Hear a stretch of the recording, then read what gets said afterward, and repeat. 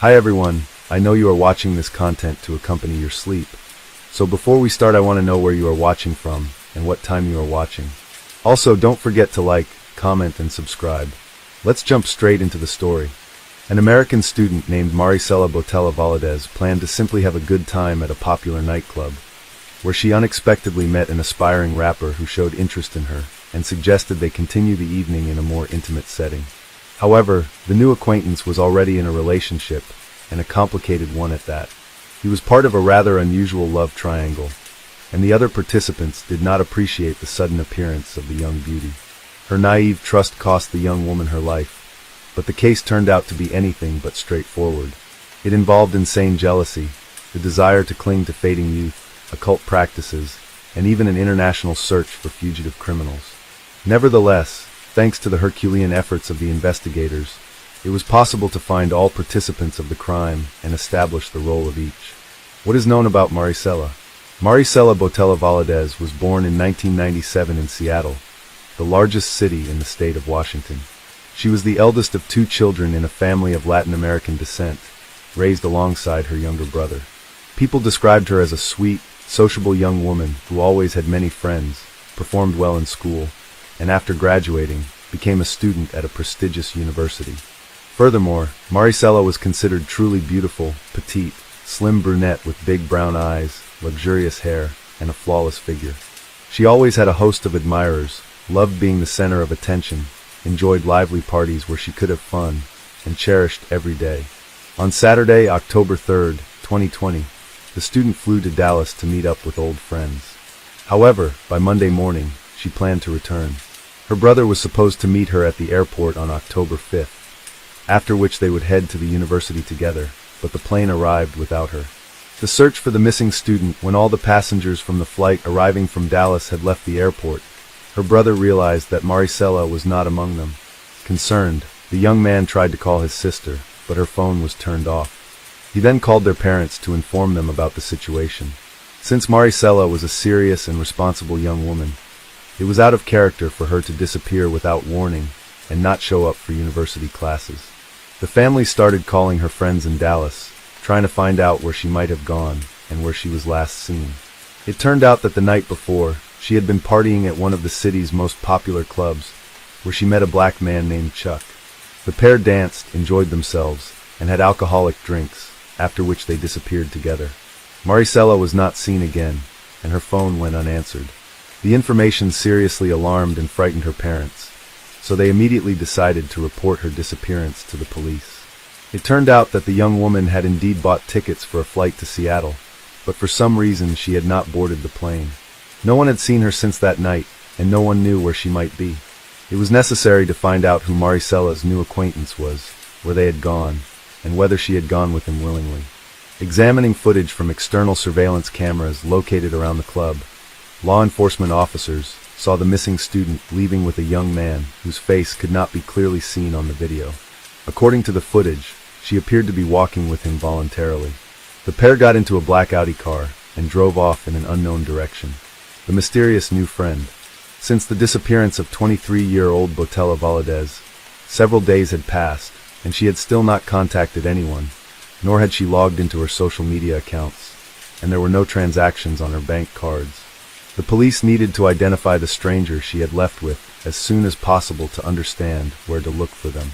One of her missing friends mentioned that her companion was possibly named Chuck, but that information was insufficient. Soon, thanks to the street camera footage, it was possible to determine the direction the car had traveled. Additionally, it turned out that the pair had stopped at a supermarket, where they also appeared on camera footage. Both looked happy, smiling, and showing affection for each other. The young woman picked out several drinks and candies, and the young man paid for everything at the checkout using a card in the of Charles Beltran. Thus, it became clear who Maricela had left with. Beltran was a 31-year-old musician, and even considered a rising local rap star. However, the man had a criminal past, having been incarcerated twice for robbery and armed assault. He had served less than 3 years, and was released on parole. Recently, the young man's career was on the rise, and he was even preparing to release his own music album. It was soon discovered where Charles lived, and by checking the cell phone carrier's data, it was revealed that the missing student's phone had been active at that fatal night's location. However, the house was owned by a woman named Lisa Dyke, and the musician was just renting a room from her. The very strange house. When police accompanied by an FBI agent assigned to investigate the girl's disappearance visited the address, the house was empty. They were only able to contact Lisa Dyke by phone as she claimed to be out of state on business. She confirmed that Charles Beltran had been renting a room in her home, but claimed that he moved out a couple of weeks ago, and she had no knowledge of his whereabouts since. Since law enforcement was unable to locate or contact the sole suspect, they obtained a warrant to search the house where he had lived. What awaited them inside was a collection of unexpected and frightening discoveries. The house was in chaos, with disorder and unsanitary conditions prevalent. It seemed as if the occupants had left in a hurry, taking only the most necessary items and leaving everything else scattered around. The kitchen sink was piled high with dirty dishes, moldy food remnants sat on the table, and trash littered the corners. Notably amidst all this mess, numerous empty bottles of cleaning and detergent products were found scattered around, with traces on the floors and carpets, as if something had been thoroughly scrubbed. In one of the upstairs rooms, a peculiar and even sinister black statue of death, draped in a black cloak and holding a scythe, stood. It could have been mistaken for a quirky piece of decor, but it was set up as a sort of altar with wax candles, dried flowers, and 2 metal bowls. It resembled the Mexican religious cult of Santa Muerte, translated as Holy Death, where a female deity representing death is worshipped. The house and the atmosphere within seemed more than just strange. It felt as if something terrible had happened here, and afterward, the occupants hurriedly cleaned up, packed the essentials, and simply fled. To ascertain this, a more thorough examination was conducted using special tools to detect traces of blood. This revealed numerous white bloodstains on the floor in one of the bedrooms, in the bathroom, and in the hallway. It was later discovered that the bedroom, where the carpet was practically soaked in blood, belonged to Charles, and it appeared that a violent crime had taken place there. But who was the victim? The missing girl, the tenant himself, or someone else? Despite all attempts to clean the traces, the blood had soaked into the covering, seeped under the baseboards, stained the wallpaper and furniture. Experts compared the found traces with Maricella's DNA, and any last doubts were dispelled. The blood belonged to the girl. The house was sealed as a crime scene, but now the task was to find the main suspect, possible accomplices, and witnesses. This task was not easy. As it turned out, Charles had fled, and the owner, even before the police visit, had hastily put the house up for sale. Therefore, the police decided to learn as much as possible about everyone who had recently lived in this house. The love triangle. Neighbors revealed that 3 people lived in the house: 57-year-old Lisa Dyke, 48-year-old Nina Morano, and 31-year-old Charles Beltran. However, the nature of their relationship and their sudden disappearance remained unclear. It was necessary to investigate each individual's background and find and interrogate them as soon as possible. The house owner, who was the only one reachable by phone, had worked many years as a lawyer, known as a commanding, ambitious, and quite contentious woman. She had been married 3 times, and after becoming a widow several years ago, received a substantial inheritance. There was no financial necessity for her to rent a room to some guy, nor was Lisa known for her charity, suggesting she had some other interest in the matter. The young black man named Charles, or simply Chuck, Beltran, dreamed of making it on the music scene to build a rap career, but he lacked both money and connections, and his criminal past hindered him. However, about a year ago, he met Dyke, who moved him into her house, helped set up a small recording studio there, and even sponsored the filming of several music videos for the aspiring rapper. Moreover, she even bought him a car, paid for his entertainment and fashionable clothes, while insisting that their relationship was strictly business, and she saw great potential in this talented young man. The money she spent on him was an investment. The situation with Nina Morano was even more intriguing. She and Lisa had been in an intimate relationship for a long time, and after Dyke became a widow, she stopped hiding her affair with her lover. Moreover, several months ago, the women officially legalized their union by getting married. Nina moved into her spouse's house, where Charles was already living. According to a close friend of hers, Lisa had an intimate relationship with the young musician. Although she vehemently denied this, she secretly told her friend how amazing a lover he was. Apparently, she was in love with him because after their relationship began, Dyke desperately tried to look younger. She lost 55 pounds, changed her image, started wearing bright makeup, and even got several colorful tattoos.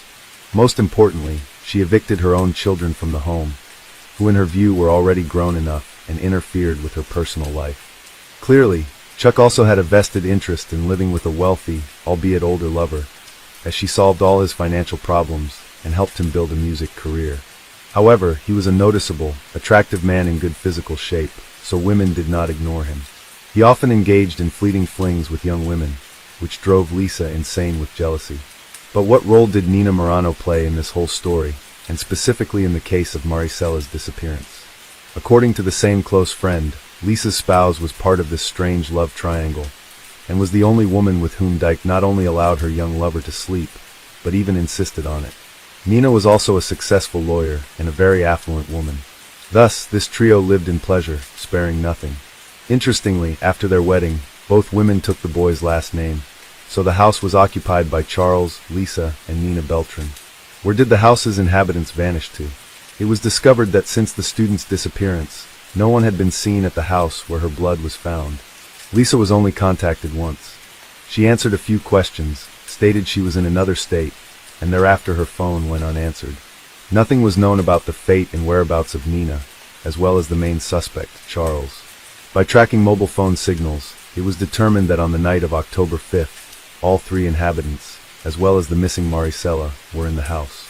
By early morning, their device signals had moved to a suburban area of Dallas, in a fairly deserted wooded area. Then the signals disappeared, and a few days later, Lisa only responded from her second work phone, which later also became unreachable. The mutilated remains. Using geolocation data from the mobile devices, the route taken that night by the sought-after group was traced, and the stops they made were identified. It was presumed that somewhere in this area, they might have disposed of the missing student's body. This defined a broad search radius, but the area was vast and difficult to navigate, so progress was slow despite efforts. Closer to the new year, the search operation was halted as neither the body nor any clues were found. However, in March 2021, a local hunter wandering through the woods stumbled upon a human skull that appeared relatively fresh. He promptly reported his find to the police, and the remains were soon brought to a forensic laboratory for necessary examinations. Dental records confirmed that the body belonged to the Seattle student who had been missing for nearly half a year.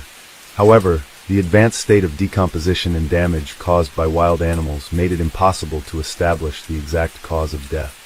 Notably, several characteristic marks on the bones suggested knife wounds, but it was unclear whether these were the fatal injuries. The arrest of the first suspects. Soon after the grim discovery in the forest, authorities managed to track down Lisa, who had moved to Florida with Nina and rented a house in Miami by the ocean. Unfortunately, only Nina could be apprehended, while her spouse, learning about the situation, hurriedly went into hiding. There were no traces of Charles, although he periodically communicated with former girlfriends via messengers. In her last correspondence, Dyke mentioned that the young woman's body had been found and warned everyone to be extremely cautious as the police were on their trail. Nina, now incarcerated, refused to provide any information, claiming she knew nothing about Maricela's fate. Meanwhile, Lisa, using all her connections, attempted to hire a good lawyer for her spouse. It also emerged that while in Florida, Nina had put her house in South Carolina up for sale, trying to liquidate it as quickly as possible. It was likely that the women needed the money to continue hiding or to leave the country altogether.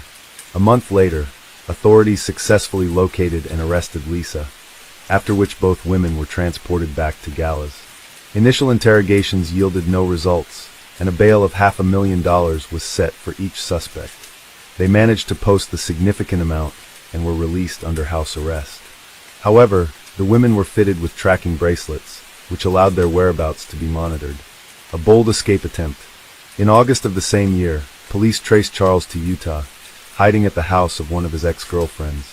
The woman, who was raising a 5-year-old son fathered by Beltran, was so pleased that the child's father had returned to her that she didn't question the reasons for his unexpected decision. The arrested man initially refused to testify or cooperate with the police. He still hoped that his wealthy lover, using her money and connections, would hire a good lawyer for him and help him avoid prison. But soon the situation drastically changed. On Christmas Eve of December 2021, the tracking bracelets worn by Lisa and Nina, who had been released on bail, suddenly went offline. Due to holiday chaos and high activity, it took until the next day to send a squad to their location, but by then the suspects were nowhere to be found. It soon turned out that they had been meticulously planning their escape for months, and by the time the police went after them, they had already illegally crossed the border into Mexico. From there, they flew to South Korea, and their trail was lost in Cambodia. The FBI was once again involved in the investigation, working with the Cambodian police and immigration services to track down the fugitive suspects. The women came under law enforcement's radar after withdrawing a large sum of money from an ATM. They tried to pay in cash everywhere to avoid revealing their whereabouts. ATM cameras helped identify the fugitives, and another camera on a neighboring building captured the license plate number of the car they arrived in.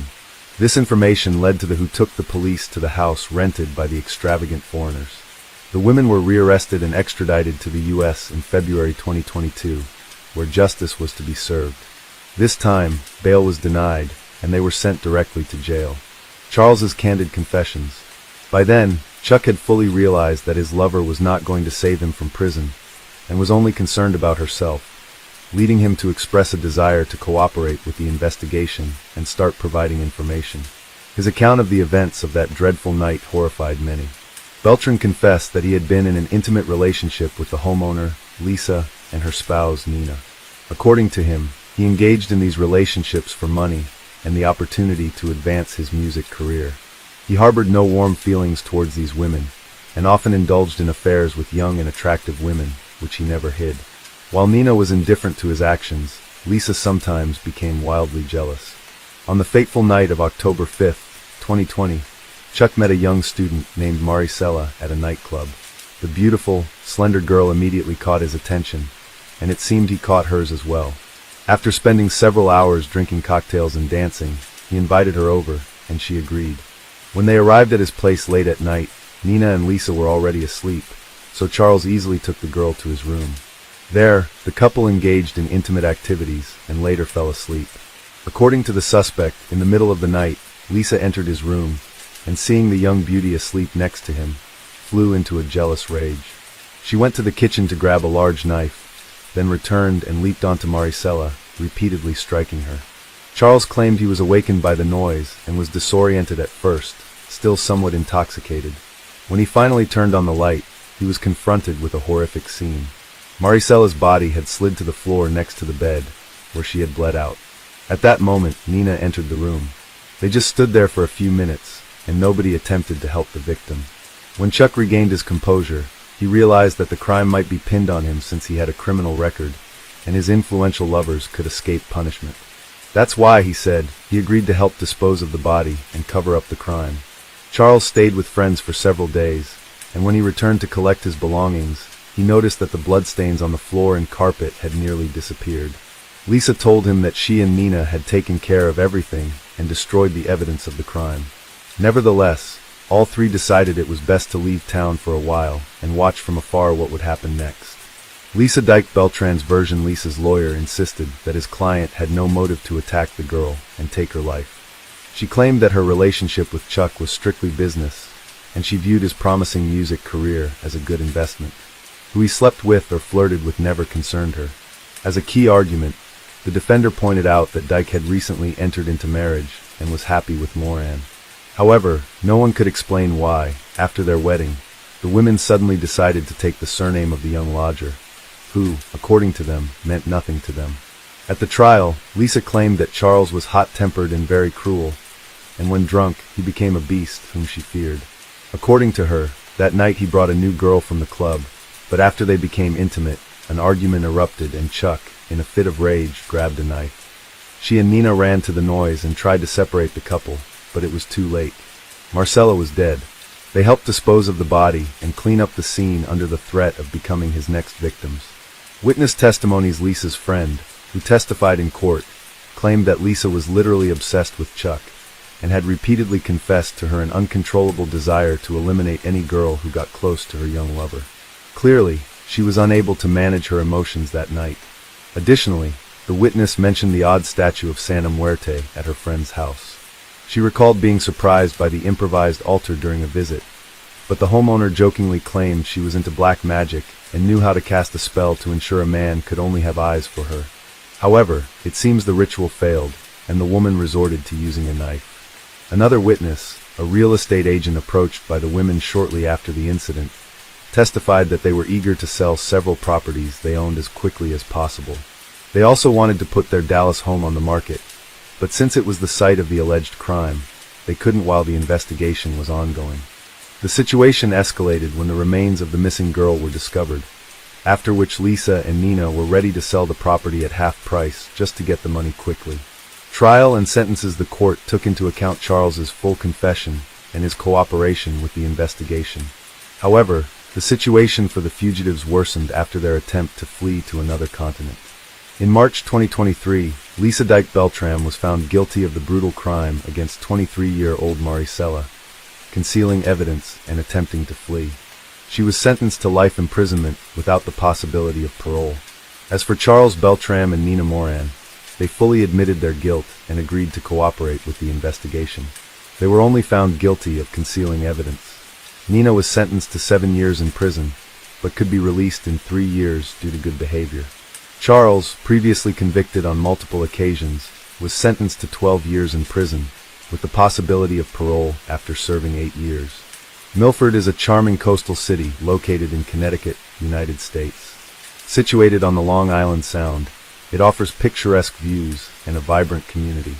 Covering an area of just over 25 square miles, it has a population of over 50,000 people. Known for its beautiful beaches, Milford attracts visitors and residents alike who appreciate its scenic landscapes and waterfront activities. The city boasts a rich history dating back to colonial times, with a blend of historic architecture and modern amenities. The people of Milford would never know that a tragedy was about to befall there in 2022. But first, let's uncover the layers of her past. Julie Minogue entered on July 19, 1982, in the charming town of Goshen, New York. She was blessed with loving parents, Gerald J. Minogue and Sandra Barish Doper, who nourished her alongside her 2 siblings, sister Allison Barati Corcoran and brother Peter Gerald Minogue. Growing up, Julie thrived academically, attending the esteemed Monroe-Woodbury schools and later graduating from Monroe-Woodbury High School. She further pursued her education at Orange County Community College, expanding her knowledge and embracing new experiences along the way. After college, Julie Minogue became a devoted medical assistant at Connecticut Coastal Obstetrics Gynecology and found joy in various aspects of her life. She embraced an active lifestyle, which was regularly engaging in running and walking to keep herself energized. However, her true passion lay in being a mother to her 2 sons, Nicholas Keith Turner and Sean Michael Turner. The details about her marriage and husband are unknown at this point. Julie's dedication and love as a single mother were remarkable, shaping the strong bond shared among them. Julie Minogue found love once again in 2017 and got into a relationship with a man from Roxbury named Ewan Anthony DeWitt. Together, they welcomed a son in 2019 named Luke Anthony Minogue into their lives. However, as time passed, difficulties arose in their relationship, which led Julie to make the decision to leave Ewan in 2021. She moved with her sons to a condo on Salem Walk in Milford, and their well-being remained her top priority.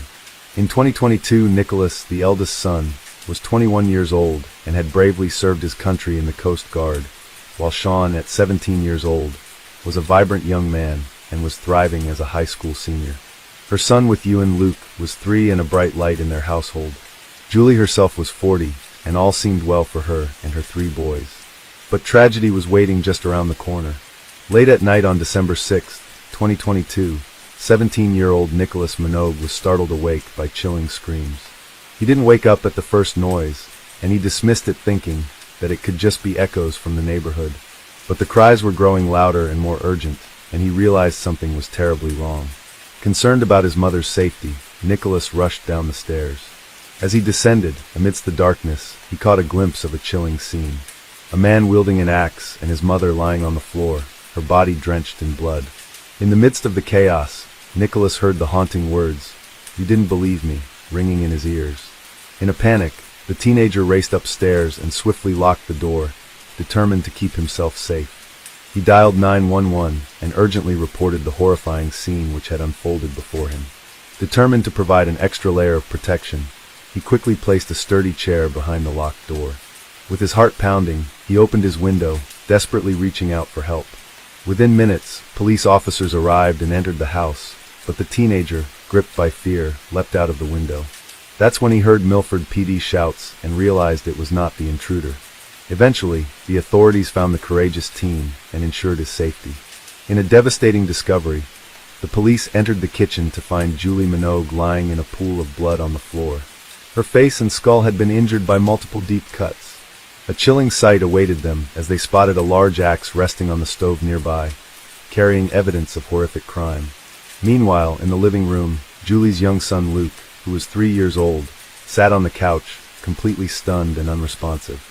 Not a tear nor a word escaped him, as if he was frozen in shock. The officers stayed by his side and offered him comfort and support until additional officers arrived at the scene.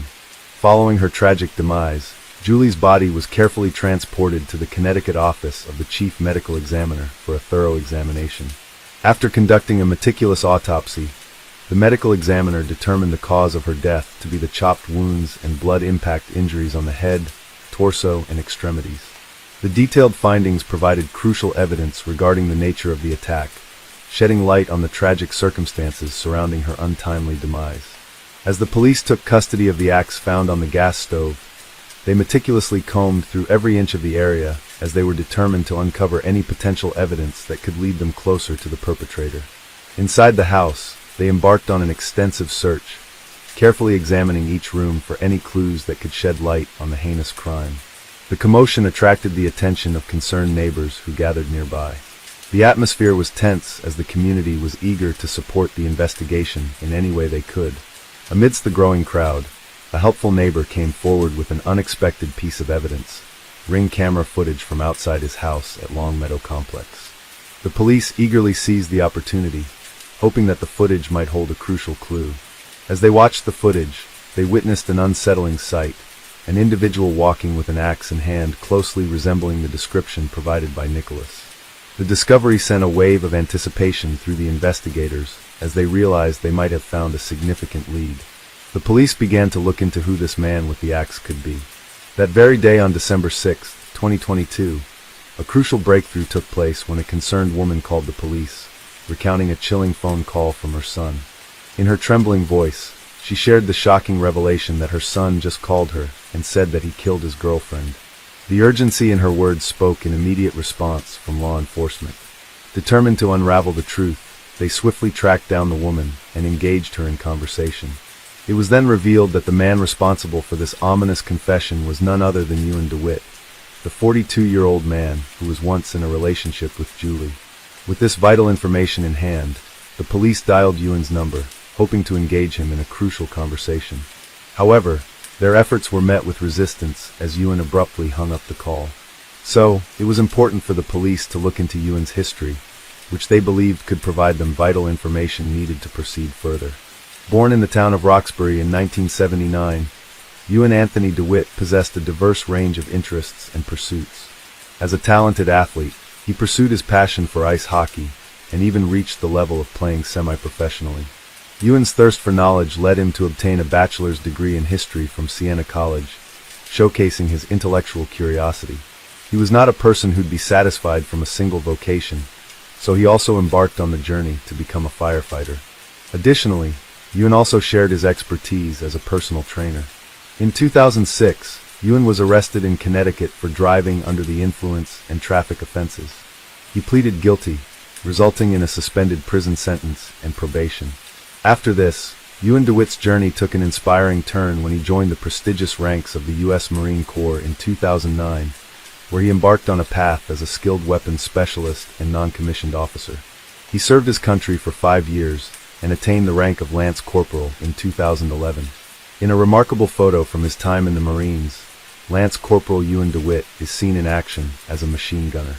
The picture shows him courageously operating a powerful M250 caliber machine gun on a vehicle during an important defense of the amphibious task and force naval exercise. The event took place on December 3, 2011 aboard the USS Chima.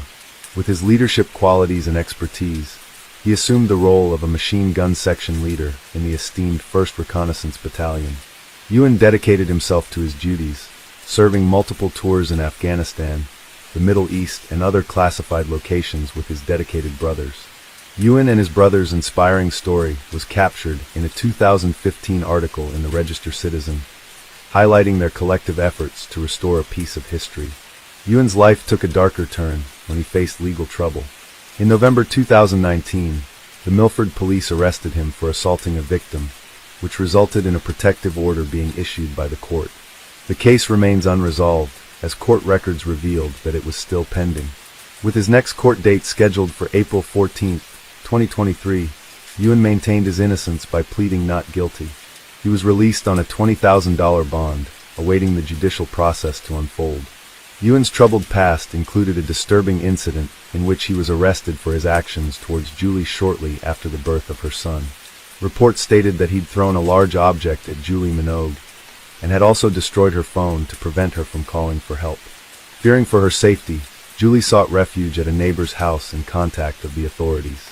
The incident highlighted the alarming nature of Ewan's behavior and its impact on those around him, adding another layer of intensity to the unfolding events. In 2021, he faced charges of assaulting emergency personnel and a female in Wake County, North Carolina. Court records indicated that he pled guilty and received a combined jail sentence of 95 days, although the exact duration of his incarceration remained unknown.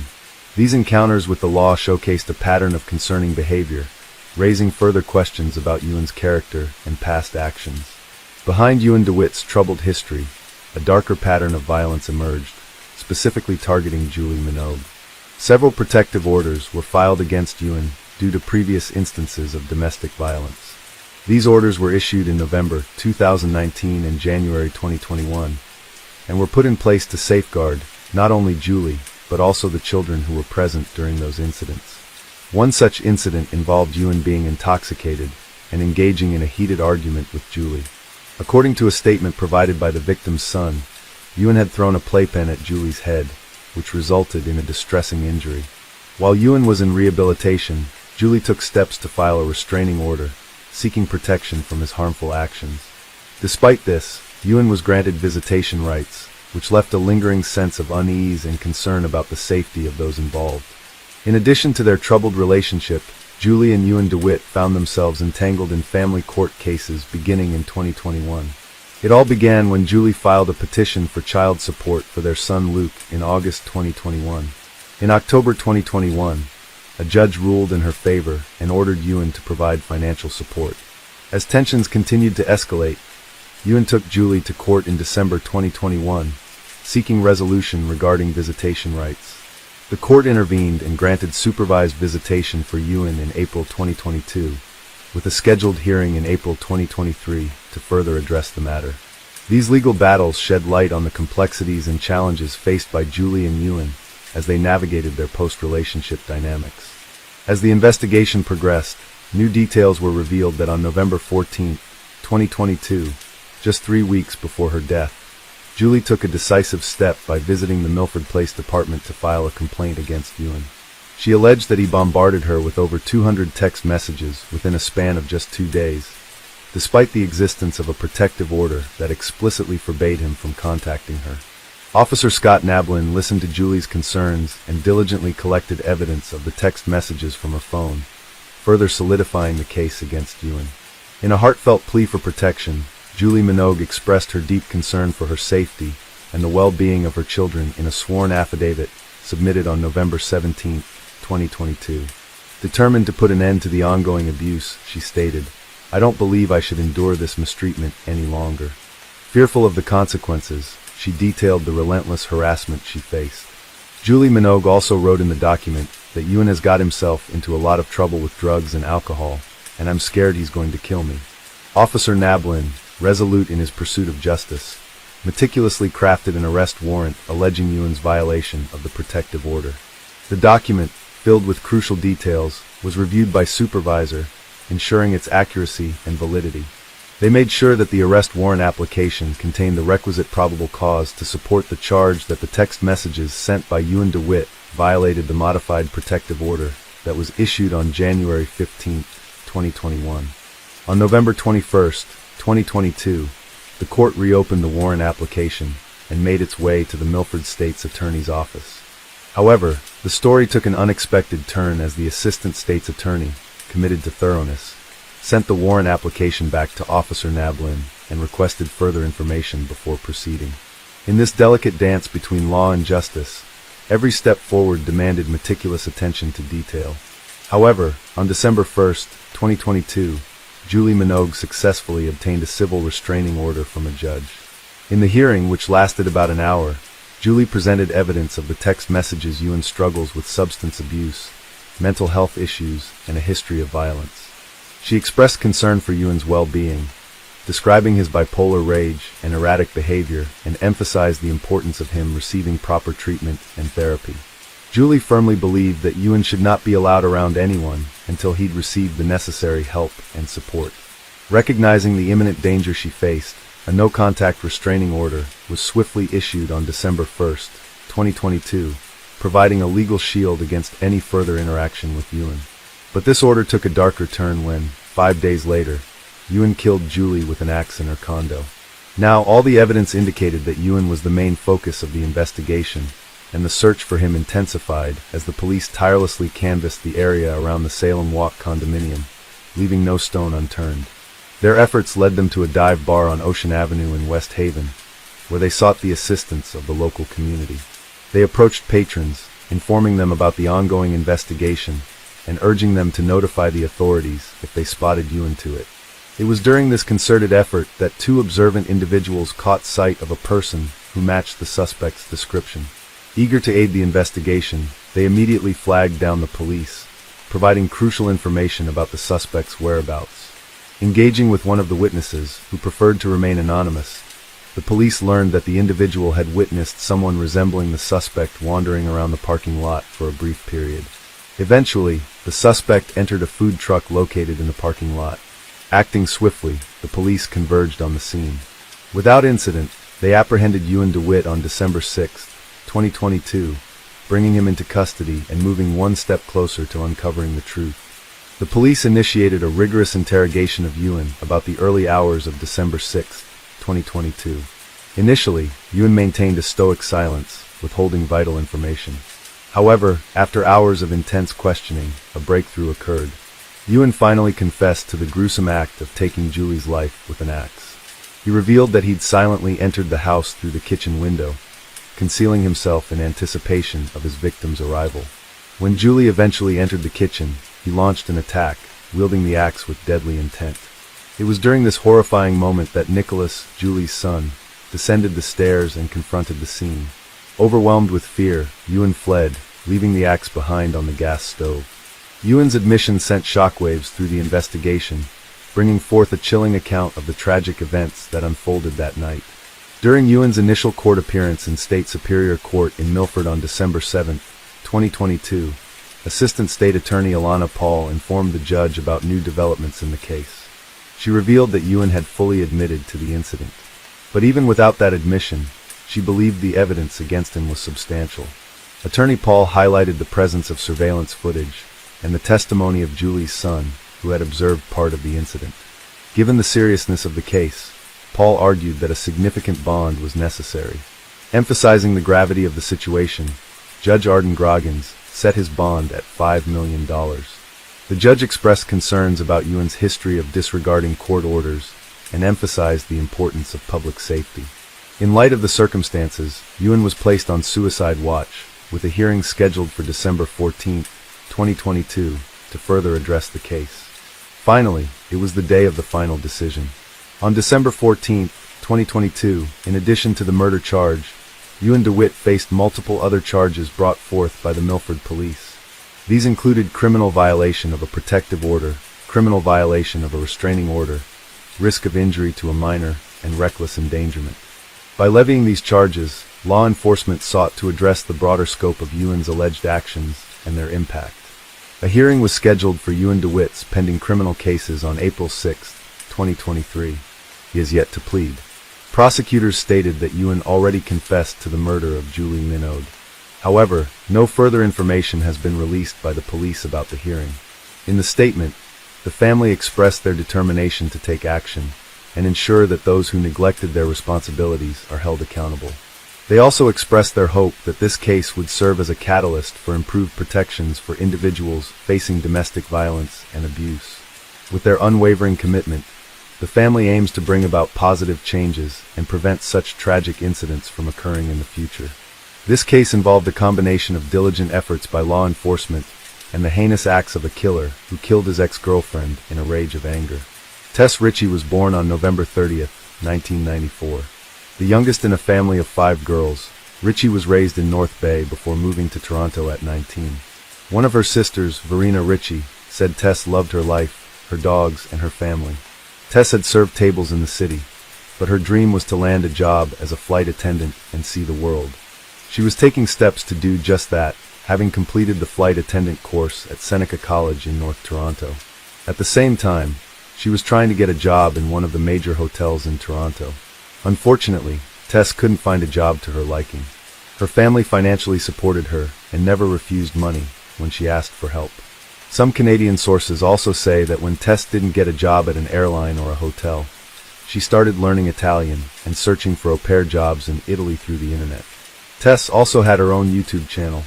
The last video she published there was on February 23, 2014, almost 4 years before the events we'll discuss today. Tess talked about her experiences and the difficulties she had to face. Let's listen to some excerpts from this video. Unfortunately, a few years after recording this video, Tess again faced problems in her personal life. That fall, heartache destroyed her life. On November 23, 2017, Tess went through an emotional breakup with her boyfriend Julian. The next day she turned to her older sister, Rachel, who was 8 years older than her. The two were close. "She was my soulmate," Rachel said. On November 24th, Tess spent most of the day at Rachel's house in Toronto. They talked about the breakup, went shopping, and visited a dog park. That evening, Rachel cooked some food. However, she had to persuade her sister to eat, as she had no appetite due to stress. Despite this, Tess made plans for the night. She decided to meet an old school friend named Riley Samar. Like Ritchie, Samar was from North Bay. She had moved to Toronto in the summer of 2017. The two hadn't seen each other in years, but now that they were both living in the same city, they had started talking again.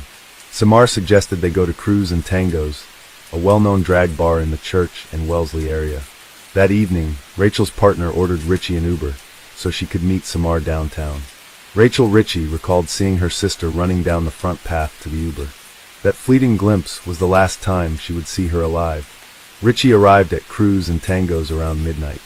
Samar wasn't there yet. The club was full of people. Tess texted her sister to tell her she reached the place safely. It was commonplace. Ritchie's phone was her second best friend, her sister said. The following morning, Rachel Ritchie sent her younger sister a text message. She didn't expect to hear back immediately, considering Tess had been out the night before.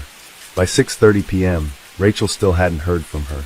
Soon after, she noticed that none of her texts had reached Tess. Rachel tried calling, but all the calls went straight to voicemail. Her mother, Christine Hermiston, also tried to contact Tess, but her phone was off. Christine received a message saying that Tess had ordered an Uber at 4:02 a.m. However, soon after she canceled it. When registering an Uber account, Tess indicated her mom's credit card.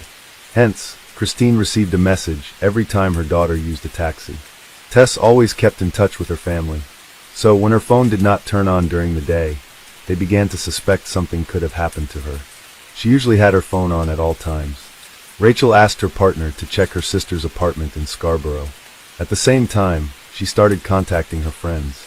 It was about 9 p.m. on Saturday. Tess was still missing. Her family had a bad feeling about all this. Rachel started calling hospitals and also contacted the police. By the evening of the following day, the police had no news for Tess' family. Several officers tried to find out where Tess Ritchie might be, but no one had seen or heard from her in the last 2 days. On Monday, Tess' mother Christine and one of her sisters traveled from North Bay to Toronto to participate in the search. They were putting up and handing out flyers with Tess' picture, hoping someone might have seen her. The family did everything in their power. As for the police, they unfortunately did not show their best side when investigating the disappearance of Tess, but we'll talk about this a little later. At the same time, it turned out that Tess' friend Riley, with whom they visited the bar together, returned home safely after that night. When they asked Riley if she knew where Tess had gone, She said she and Tess had drunk a lot, which resulted in the bar's security asking them to leave. They left the bar shortly after 2:00 in the morning and went to Wellesley Street to eat something. On the way there, they met a guy who eventually went with them. Riley couldn't remember his name. On Wellesley Street, they ordered hot dogs.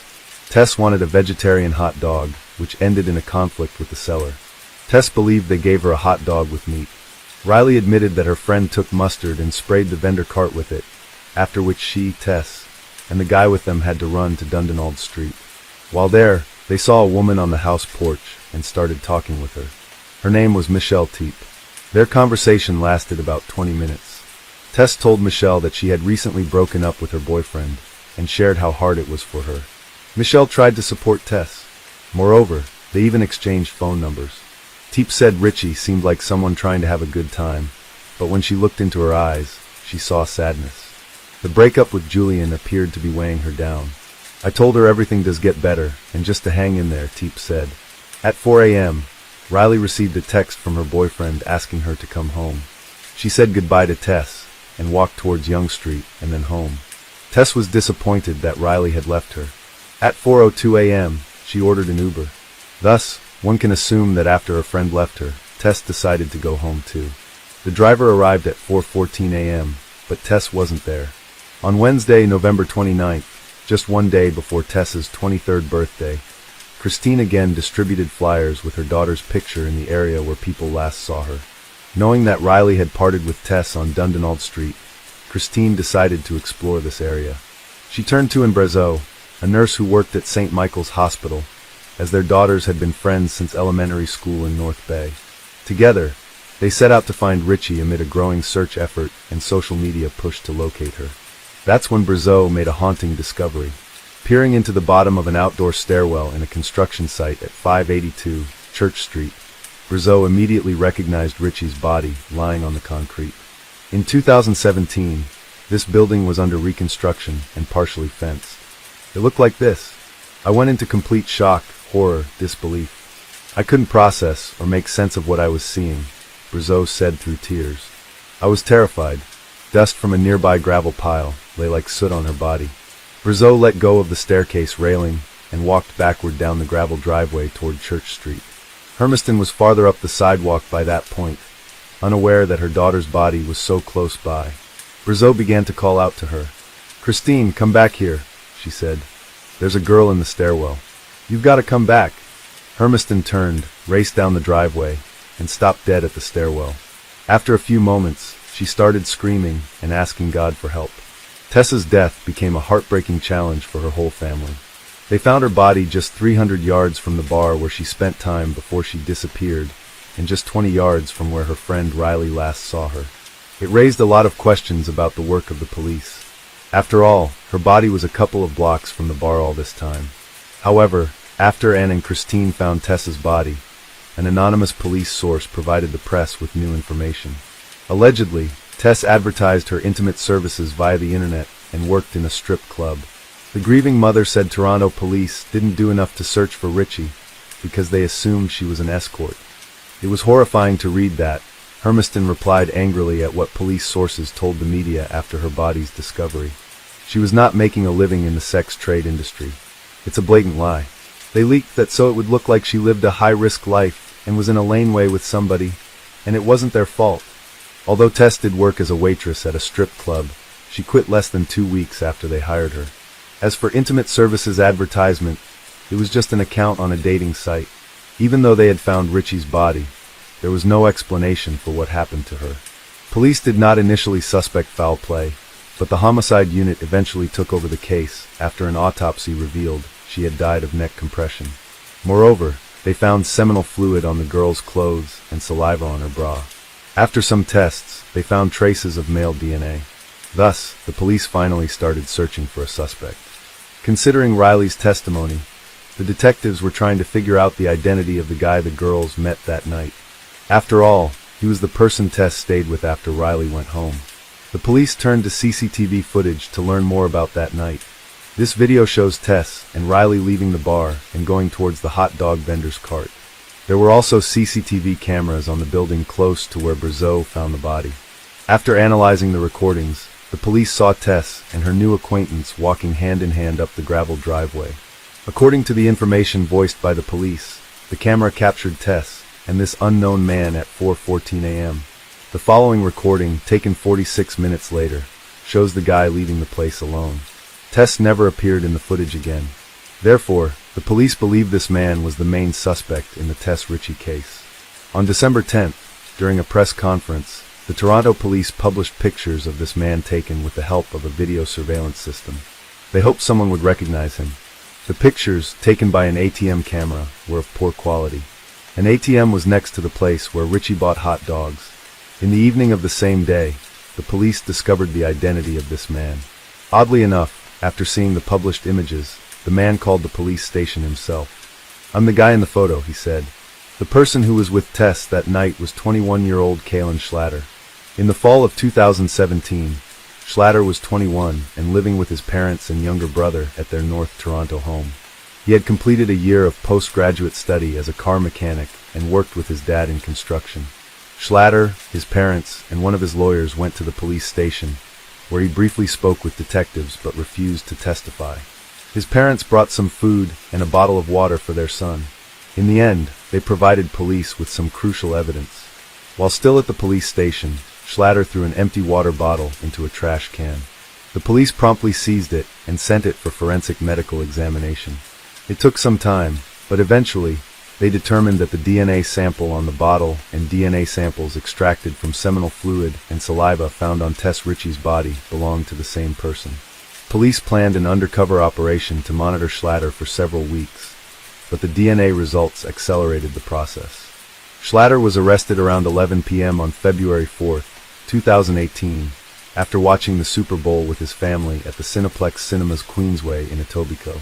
They took him to 13 Division and placed him in a holding cell at 3:19 a.m. on February 5th. Two other men were locked in holding cells on either side of him.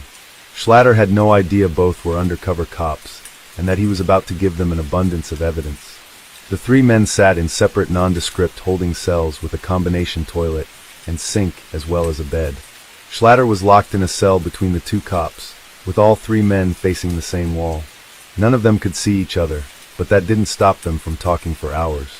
Schlatter told these policemen about his passion for card games and his ability to seduce women. According to him, he has slept with more than 40 women, even though he was only 21 years old. However, he did not mention that he liked both men and women. As it turned out later, Schlatter did not meet Tess and her friend Riley on the street. He was in the same bar as them. That's where he first noticed them. This recording was made shortly before security asked Tess and Riley to leave the bar. Here's Riley and here's Tess. And this is Schlatter. Schlatter also told undercover officers about Tess. At first, he said that she was alive when he left. Shortly after, Schlatter added that something could have happened because alcohol clouded his mind. He thought he was not capable of it. The police charged Kaylin Schlatter with taking the life of Tess Ritchie, but of course, he denied his guilt. In June 2018, two police officers, Alan McCullough and Michael Jones, were charged with 2 counts of misconduct for neglect of duty under Ontario's Police Services Act.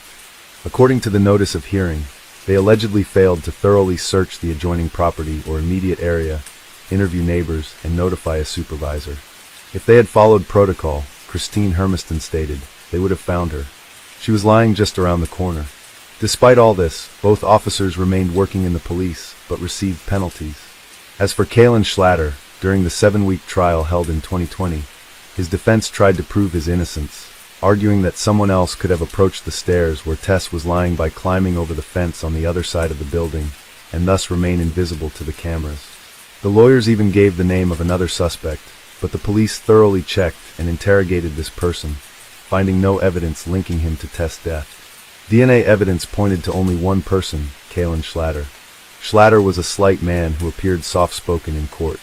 He said he has a speech defect that causes him to slur his words and stutter sometimes. Trying to explain the presence of his DNA on Tess' belongings, he said she offered him to hide from prying eyes. At 4:02 a.m., Tess Ritchie ordered an Uber. The driver arrived at the pickup point at 4:14 a.m., but Tess wasn't there. Instead of letting Ritchie meet her Uber driver, Schlatter again approached her. They sat down on a bench at the corner of Church and Dundonald. Tess seemed a bit more upset from the argument, so I walked over to her to check if she was alright, Schlatter said. He said it was Richie who asked him to sit and talk. It's impossible to corroborate his account, as there is no sound on any security video from the area. Schlatter testified Richie was bummed about her breakup, so he started talking about the dissolution of one of his previous relationships to make her feel better. She listened intently, he said, and even declined a phone call during their conversation. It was a lie. The police examined Tess' mobile phone records and discovered no one had called her during their conversation. Later on she asked if it's okay if she kisses me, Schlatter said. We stand up and give each other a hug and kiss. These words could not be confirmed either, since there weren't any kisses on the CCTV footage available to the police. According to Schlatter, Richie asked him to follow her to the driveway at 582 Church Street and down into the property's outdoor stairwell. The prosecution considered these words a lie because, at that time, the Uber driver was waiting for Tess. They suggested that Schlatter offered to escort Tess to her car, but he was planning something completely different. We will never know what Kaylin Schlatter told Tess Richie as they walked up Church Street to convince her to walk into the dark at 4 a.m. with a man she just met. Schlatter claimed that he and Tess went down the stairs and started kissing. He wanted more, but Tess said they couldn't go any further. According to Schlatter, they kissed for a long time, which resulted in him ejaculating into his pants. After that, he invited Tess to his house, but she refused and said he could leave, which he did. Schlatter continued insisting Tess was alive when he left. It is important to note that all of the above was Schlatter's story, which the police could not verify. Only 2 people knew the truth about what happened that night. One of them was already dead. The prosecution's witnesses at the trial were Riley, a friend of Tess, and Michelle Teep, a woman with whom they talked that night. They both identified Schlatter. Schlatter not only spilled his guts to 2 undercover cops, he allegedly confided crucial details to a cellmate when they were at a Toronto detention center for roughly 2 months in 2018. The man, who can only be referred to as Yes because of a publication ban, has a criminal record spanning decades, including several break-and-enters and a domestic assault. The informant said he initially felt sorry for Schlatter as he was a young man in jail for the first time. That's why Yes invited him to share his cell while the 2 were in protective custody. But over time, Yes soured on his new cellmate. Schlatter would cry himself to sleep at night because he didn't want to do time and because he missed his mommy. And yet he showed no remorse about Richie's death, Yes said. He said Schlatter told him about his kiss with Richie and that he lost control when she said she didn't want to go any further. He couldn't stop and strangled Tess with a scarf. In court, Schlatter flatly denied that those conversations took place. His lawyer called Yes a manipulative, pathological liar. Putting aside all the testimony and relying only on physical evidence, one can conclude that someone strangled Tess Richie, and only one person's DNA was on her clothes, Kaylin Schlatter. In her closing address to the jury, defense lawyer Lydia Riva portrayed Schlatter as a harmless kid and an innocent young man. As hard as it might be to accept, and as uncomfortable as it might make us feel, the criminal justice system can get it wrong, Riva said. Mr. Schlatter was an easy target. He is easy to blame. On March 23, 2020, the jury found Schlatter guilty. The judge sentenced him to life imprisonment with the right to request parole after 25 years. The trial was heartbreaking for Richie's mother, sisters, and other supporters who were at times reeling and crying in the courtroom. While they now have some of the answers they craved for so long, their lives are forever changed. Evil not only took Tess that night, it sentenced her surviving family to a cruel and painful future while robbing the world of so much love and potential, said Richie's sister Verena. Tess was the heart of my family, and we will forever be incomplete. In June 2020, Tess Richie's family sued Schlatter, the police, and others because of the psychological devastation they experienced after Tess's death. Do I want to just go in the house and hide and let it go? Absolutely. But can I? Absolutely not. I can't because I can't get it out of my head that they let her lay there for 4 days, said Christine Hermiston. That image is seared in her mind forever, Hermiston said, adding that she should not have needed to travel from her home in North Bay, Ontario to Toronto to do the job of the police. Tess was the glue of the family, and her death has torn everyone apart, her mother said. We have trouble looking at each other. We feel like we all let Tess down. We feel a lot of guilt, and that's why we're continuing to fight on behalf of Tess, because we're not going to let her down again. They are seeking a total of $20 million in damages, including punitive damages. Sometimes, facing a harsh truth is better than the torment of not knowing. That's exactly what Maria Leone believed when her 16-year-old daughter vanished without a trace. Initially, everyone clung to the hope that the girl would be found alive. But time went on. Those hopes began to fade. Maria started praying that her daughter would be found, even if she wasn't alive, so she could lay her child to rest properly. Yet, no one anticipated how dreadful the resolution would turn out. The case involving the murder of young schoolgirl Melanie Stacy Amaya shook Colombia with its brutality and shocking outcome. The most horrifying element was that those involved were ordinary teenagers who had recently been romantically linked. Let's delve into this grim story from the beginning to understand how a love-struck boy transformed into a cold-blooded killer who executed his ex-girlfriend. We will also examine any adult oversights and consider whether this tragedy might have been preventable. Who is Melanie Stacy Amaya? Our focus today is on her life and untimely demise. Born on February 21, 2002, in the small town of San Rafael in northern Colombia, she was the eldest daughter in a modest family consisting of Maria Leone and William Amaya. 2 years later, they welcomed another daughter named Natalie. From an early age, both girls were very close-knit, sharing secrets and developing strong bonds with their mother. Melanie showed creative talents early on. She drew beautifully and had an innate passion for cosmetics.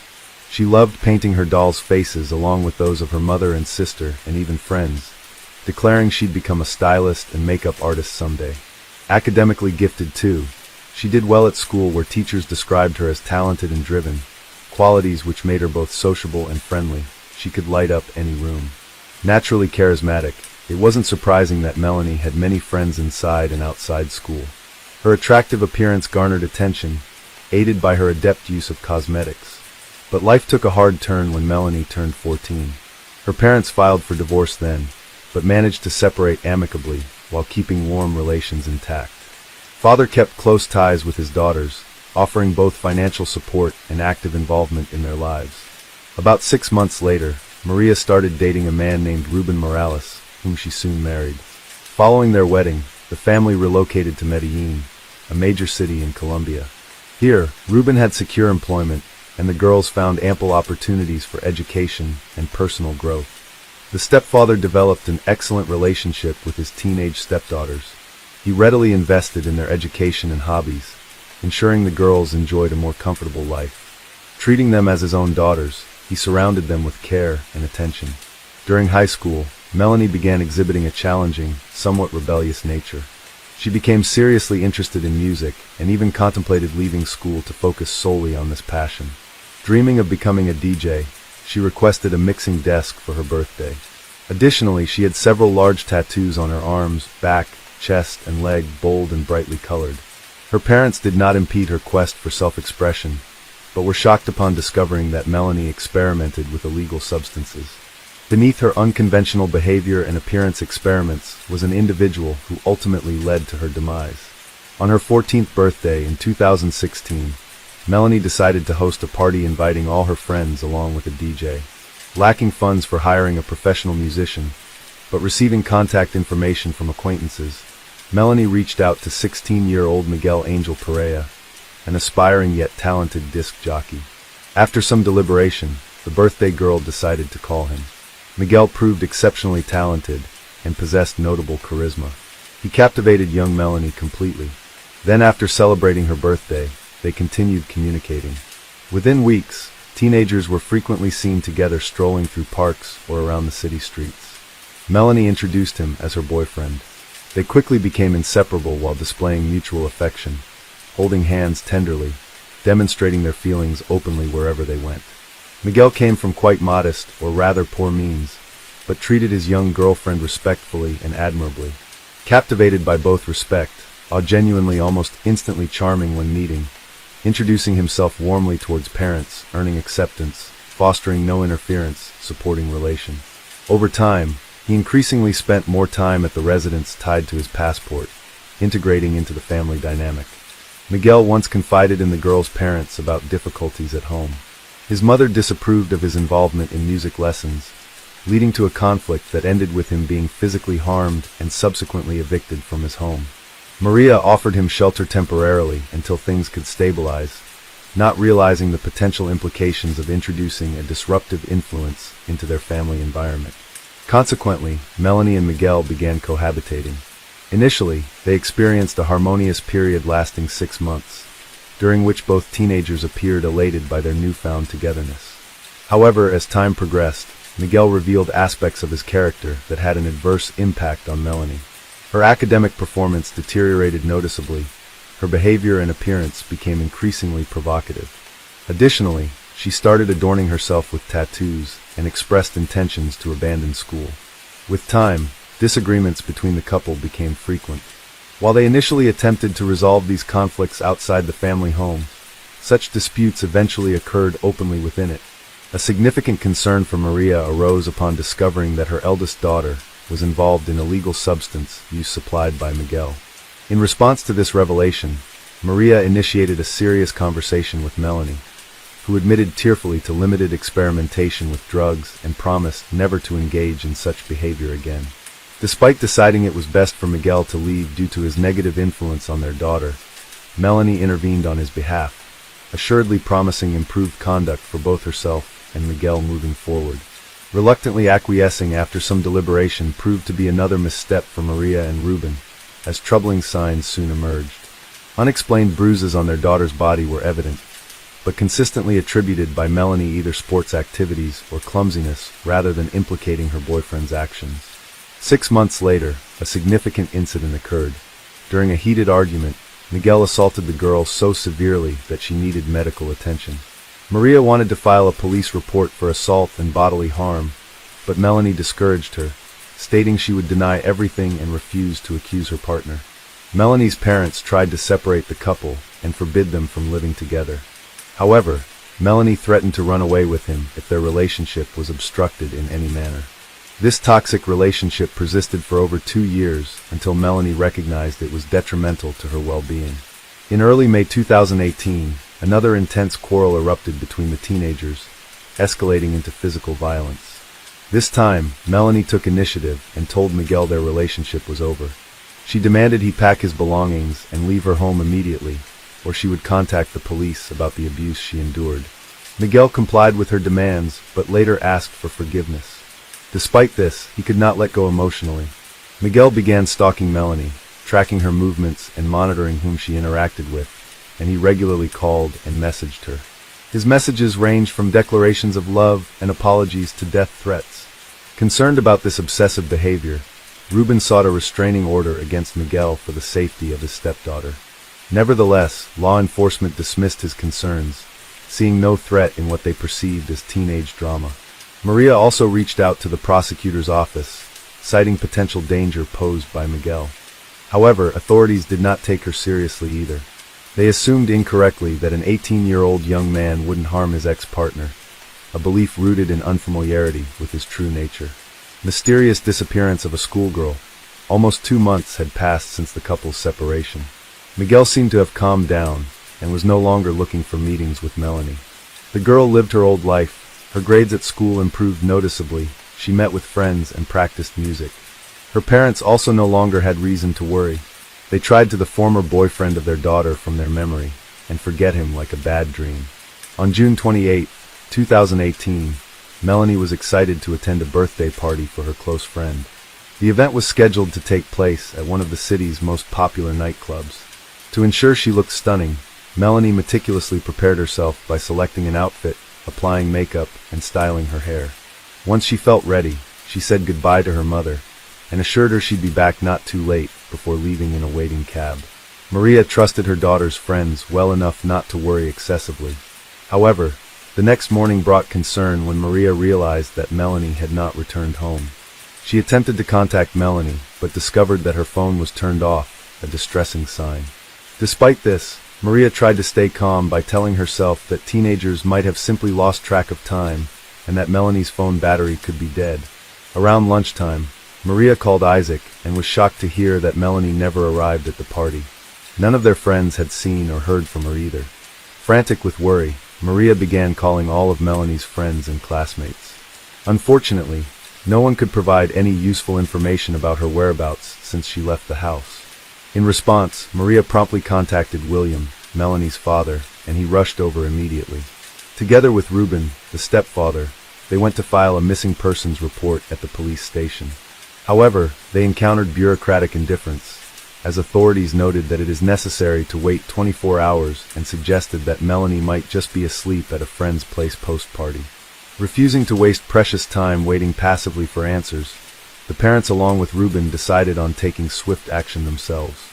They mobilized relatives and friends in their search efforts by contacting all known acquaintances and visiting familiar places where she might have gone, while also distributing hundreds of flyers around the city, hoping for leads on Melanie's location.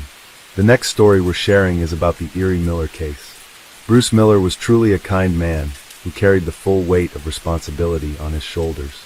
He worked tirelessly, often without rest, to support his family, never holding back. His life was dedicated to making his wife happy.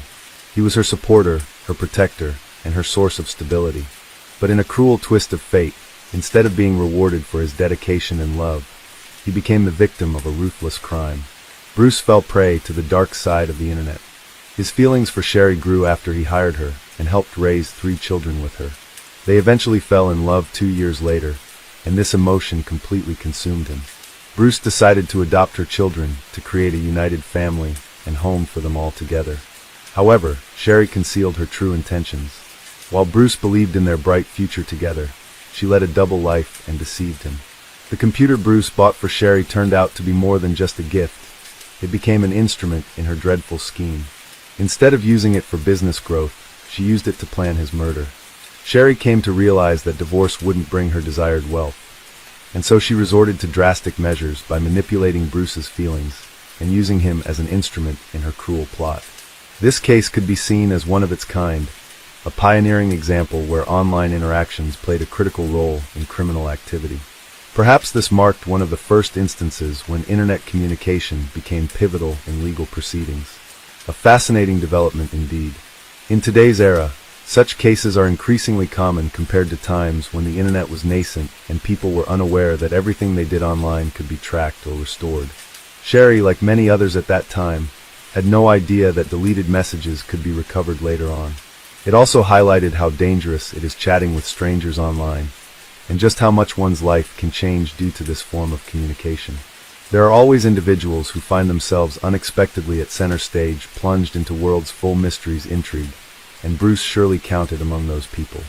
A person whose story is packed with secrets, unexpected turns. Born on July 26, 1951 in Flint, Michigan. During younger years, Bruce worked as mechanic at General Motors factory, but later changed course, opening own business salvage yard, deal-told cars, reselling spare parts, despite handling large cash sums, dealing different social groups, still known generous, kind-hearted individuals, sometimes even bent law falsifying license plates. Though rarely done, didn't have many romantic relationships. Followed marriages, both ending divorce, finally meeting fate, bringing final love. Sherry Miller.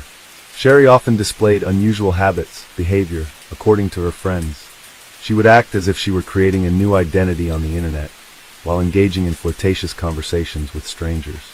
People's opinions were divided. Some believed Bruce was aware of it, but chose to ignore it, finding easier to maintain the status quo. Bruce valued his marriage and cherished the provided by Sherry, along with his efforts to adopt her 3 children. Sherry also aimed to preserve their marital bond. She had affection for Bruce and appreciated the appealing lifestyle he offered, even after she had misused his credit cards shortly following their wedding. This did not perturb Bruce much. Their relationship was as volatile as Sherry's personal life itself. They maintained a working routine during the day and spent intimate moments at night.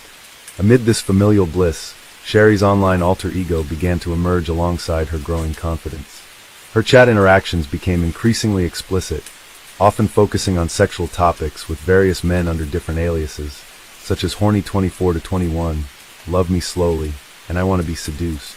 Rather than sticking with consistent contacts, she preferred engaging with new individuals once boredom set in, initiating cycles of flirting anew each time.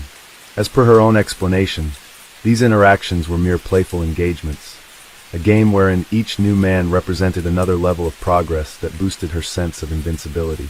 This detached mentality eventually led Sherry down a detrimental path. Amidst her frequent online activities, Sherry encountered Jerry Cassaday, a former police officer residing in Reno, Nevada, and they quickly developed romantic feelings for each other. It seemed Jerry held a special place for Sherry in contrast to previous online acquaintances. Eventually, they even renamed their accounts, Sherry adopting Jerry's fool, while Jerry took on Sherry's fool. Their digital exchanges encompassed everything from casual texting and flirting to sharing nude photographs and exchanging sexually suggestive messages and videos featuring explicit content involving Sherry herself. One must remember that all these exchanges took place back in 1999, when executing such actions involved significantly more complexity compared to today's technological advancements. Jerry was born on October 6, 1960, in Kansas City, Missouri. From a young age, he was passionate about hunting and harbored of joining the FBI. He planned to achieve this by starting with the Montana police. Sherry served as a detective in the homicide department for 9 years, eventually rising to the rank of lieutenant. However, by the end of his tenure, things took a troubling turn. While investigating one case, Sherry uncovered several fraudulent documents within the department. It was clearly an inside job. Acting responsibly, he reported these findings to his superior. Unfortunately, word got out among his colleagues. They branded him a snitch and ostracized him, jeopardizing his career. The situation escalated until it became evident that he was no longer welcome there. After being demoted, Jerry chose to resign from his position in 1994. This had a profoundly negative impact on him. Consequently, he began struggling with alcohol and substance addiction, while also battling depression. Not long after these events unfolded, Sherry's wife divorced him. This divorce further affected him, as it resulted in losing visitation rights with their son. Despite these setbacks, Sherry managed to reclaim some stability by taking up employment as a security officer at Harrah's Kansas City Hotel and Casino. In 1999, he relocated to Reno and found work at another casino there. During this period, Jerry met Sherry through an online platform and soon transitioned their relationship into real-life interactions. Rather than viewing the relationship as a passionate affair, Sherry started to exploit Jerry. Her influence over him became evident to those who knew him well. He observed that Jerry seemed to exhibit symptoms akin to bipolar disorder. He was highly enthusiastic when Sherry was around and deeply despondent in her absence. It wasn't long before Sherry began her deceitful manipulations. In September, she falsely declared that she was pregnant with Jerry's child. Shortly after, she claimed that she had miscarried due to Bruce allegedly beating her, though this was entirely untrue. Bruce in reality was a diligent family man, and not the dangerous individual Sherry depicted him as. Jerry, unaware of the truth, became exceedingly angry. Losing his supposed unborn child and believing Sherry was subjected to violence were unbearable for him, a lot for anyone. Concurrently, Sherry dissuaded Jerry from confronting Bruce by claiming Bruce had significant influential connections and substantial wealth that would ensure they faced retribution if they acted against him. Just 1 month later, Sherry fabricated another story about being pregnant with twins. One crucial detail is that in 1995, Sherry underwent a tubal ligation procedure, which rendered her unable to conceive, but she never disclosed this information to Jerry. This shocking disclosure underscores the extent of deception involved in their relationship. On November 5, 1999, Jerry received a disturbing email that was purportedly from Bruce. The message stated that Sherry was gaining weight due to the 2 unborn children she was carrying and expressed her desire for an abortion to lose the extra pounds. Jerry, filled with anxiety, attempted to reach out to Sherry, but could only manage a brief text conversation in which she mentioned needing to leave for a few days. The following day brought another message, supposedly from Bruce. This time it informed Jerry that Sherry would be returning home soon, and implied that the abortion had been completed successfully. However, it also indicated that Sherry would no longer be able to conceive. Enclosed in this communication was a staged photograph showing Sherry covered in bruises. Jerry experienced overwhelming rage. He contacted Sherry the next day, and they concluded that the only solution was to eliminate Bruce. They meticulously planned their approach, routes, a parking spot, and the best location and time for executing their plan at the yard. Driven by his mounting anger, Jerry departed from his home towards Michigan that same evening. As Bruce prepared to leave work later, he received a call from Sherry asking him if he could pick up pizza on his way back, a distraction integral to their plot. Engaged in this phone conversation, Bruce did not notice when Jerry approached him from behind and pointed a .20 caliber gun at him before pulling the trigger. Having committed the crime, Jerry returned home, while Sherry set into motion their next phase of cover-up activities. She contacted Bruce's brother, Chuck, expressing concern about Bruce's failure to return home yet. Subsequently, alarmed by her worry, which she feigned, Chuck and his wife rushed over to investigate at the yard, where they discovered Bruce's body with horror before dialing authorities. The authorities first suspected a robbery. Bruce's old friend, John Hutchinson, was their primary suspect right away. John owed his employer over $5,000 and had previously been involved with Shaw. His alibi was weak, and he failed the polygraph test. No surprise the police had their doubts about him. Consequently, John was detained for questioning, but due to insufficient evidence, he was eventually released. Subsequently, the case went cold. Officers initially deemed Sherry's behavior after her husband's death appropriate. They were unaware of what she concealed at the time. Shortly thereafter, she was seen enjoying parties frequently. Moreover, and then, she swiftly secured an insurance payout, sold off the business, and withdrew funds from family accounts, thus becoming wealthy overnight. Amidst her festivities and expenditures, she invited her new partner to reside in the house formerly shared with Bruce. Sherry and Jerry's relationship fell apart abruptly after Bruce's death. That was when Jerry discovered Sherry had fallen for another man. He started to feel immense guilt and reflected on the dreadful crime he had committed alongside her. Having worked for the police for many years, Jerry quickly discerned that he was merely a pawn in Sherry's scheme. She manipulated his emotions to eliminate her husband. It dawned on him that Bruce was truly an innocent man. None of the accusations Sherry had fabricated involved abuse, affiliations, beatings, or children. Even the pictures presented as evidence were dated 1994. 3 months later, on February 11th, Jerry Cassidy chose to end his life. He was found alone in the apartment he rented from his cousin, with a .22 caliber rifle beside him. Among his belongings were letters to his family and a note and briefcase addressed to his lawyer, John O'Connor. When John opened the briefcase, he discovered clear evidence of a crime that sealed Sherry's fate.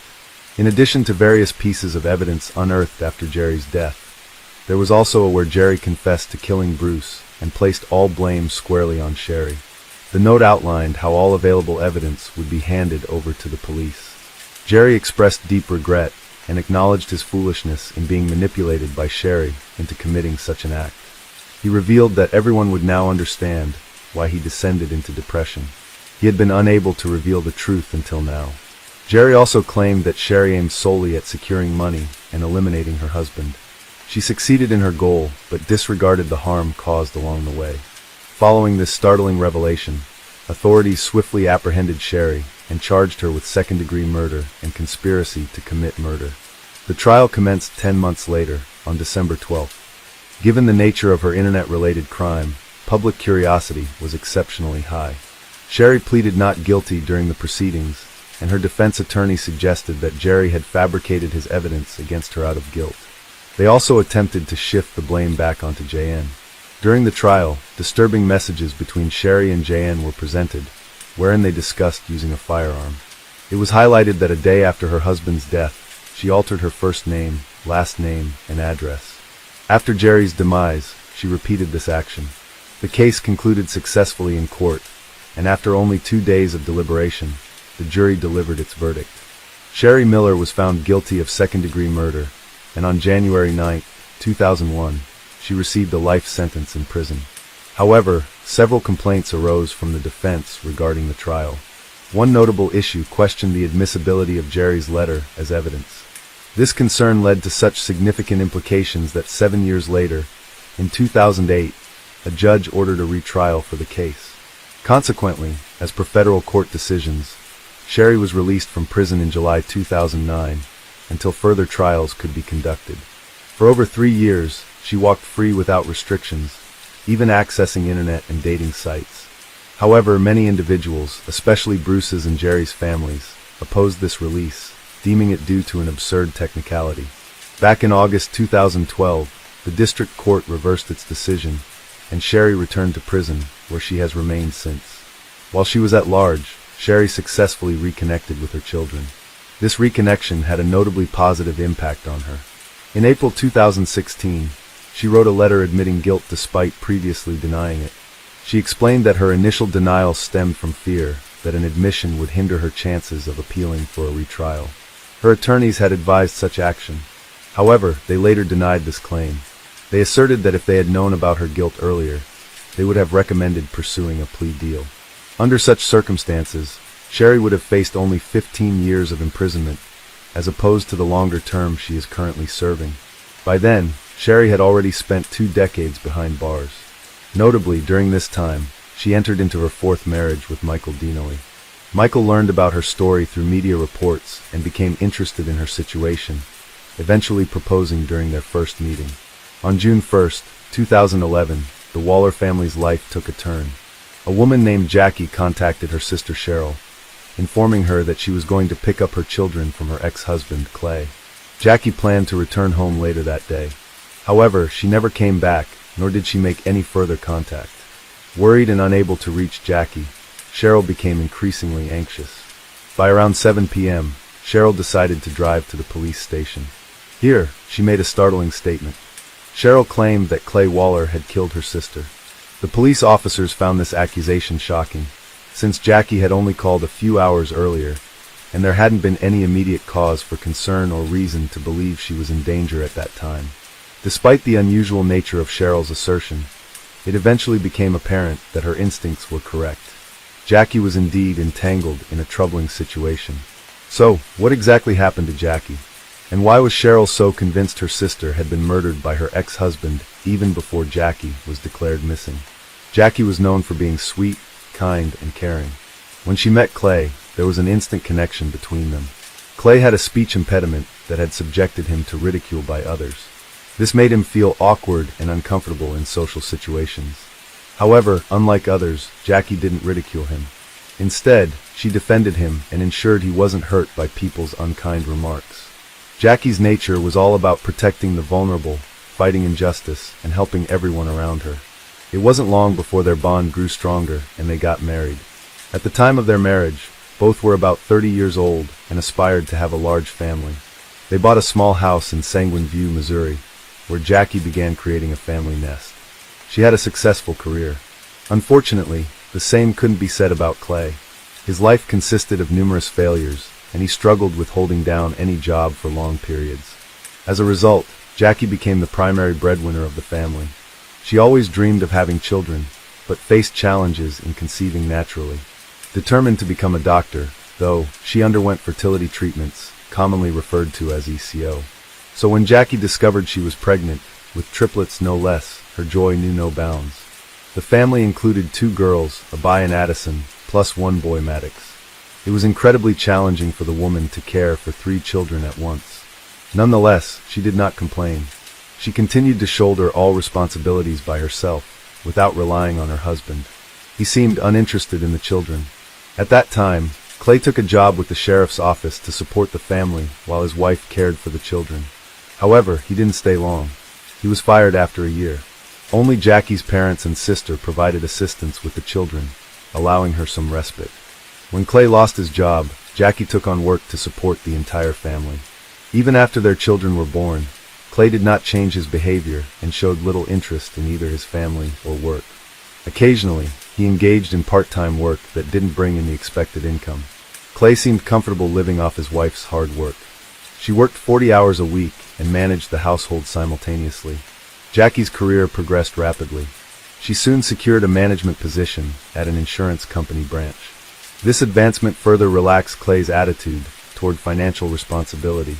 Instead of appreciating his wife's efforts, Clay mistreated her in various ways. He insulted her frequently, called her worthless, and demeaned her value by stating no one wanted her. His infidelities and abusive actions caused significant distress. Jackie's parents and sister were deeply troubled by Clay's behavior and urged her to divorce him. However, Jackie was reluctant to take such a drastic step at that time and tried to salvage their marriage. Every day brought diminishing hope that their relationship could be saved. Over the next few years, financial difficulties compounded their problems because Clay was not working while Jackie's salary could no longer cover all expenses for their large family. Mounting mortgage debts led to their house being foreclosed upon. The woman decided it was time to move in with sister, seizing upon the opportunity. Her husband then relocated to a friend's place. At this point, their children were a bit older. Jackie faced the tough yet necessary choice to file for divorce. She believed she and her kids deserved a better life. When Jackie brought this up with her husband, Clay seemed calm initially. However, he soon changed his stance and refused the divorce. His threats started subtly, but gradually escalated into direct threats against her life. He warned that divorcing him would be like signing a death warrant for herself and their children. These threats terrified Jackie, yet she remained resolute. Living under such conditions was no longer an option for her, so she sought ways to end her marriage with Clay. She turned to her family, sharing the troubling behaviors of her husband, and began keeping a diary to document his actions. Jackie also noticed that Clay was stalking her. For the sake of safety, she and her children moved in with her sister during this period. Her kids were only 5 years old and didn't understand the situation fully. Nonetheless, Jackie explained that their current living arrangement was crucial. Time passed, and things began to stabilize as the divorce process neared its conclusion. It appeared that Clay had come to terms with their separation and ceased his harassment towards Jackie. They even started forming new relationships on the side. Jackie allowed Clay visitation rights with their children, and disputes between them reduced significantly.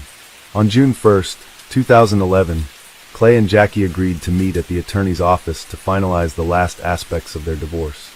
On that day, their son Maddox was visiting his father, while Jackie's other children stayed with Cheryl, Jackie's sister.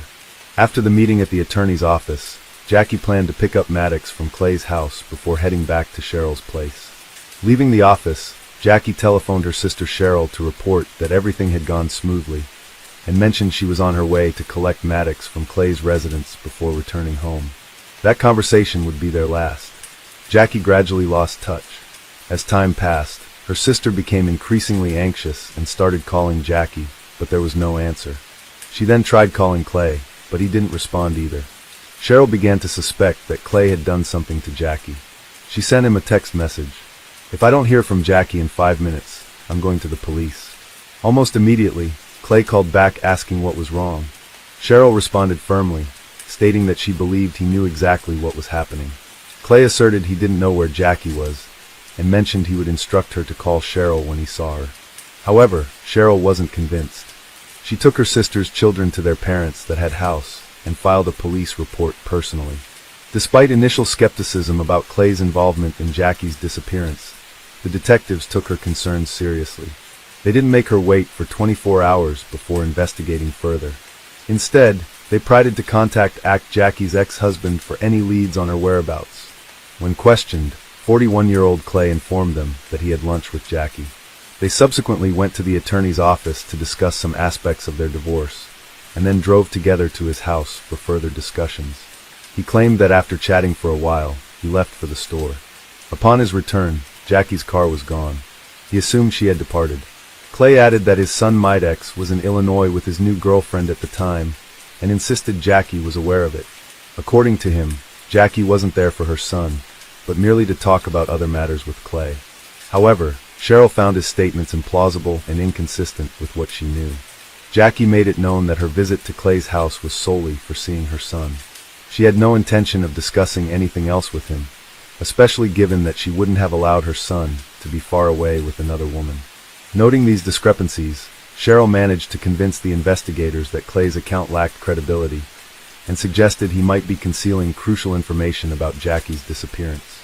In light of this new perspective provided by Cheryl, investigators were now treating the case more urgently, as both the missing person and her car remained unaccounted for. A comprehensive search was launched for Jackie a few hours after her disappearance. Investigators her Honda Pilot on an interstate highway with a flat tire, but there were no signs of an accident.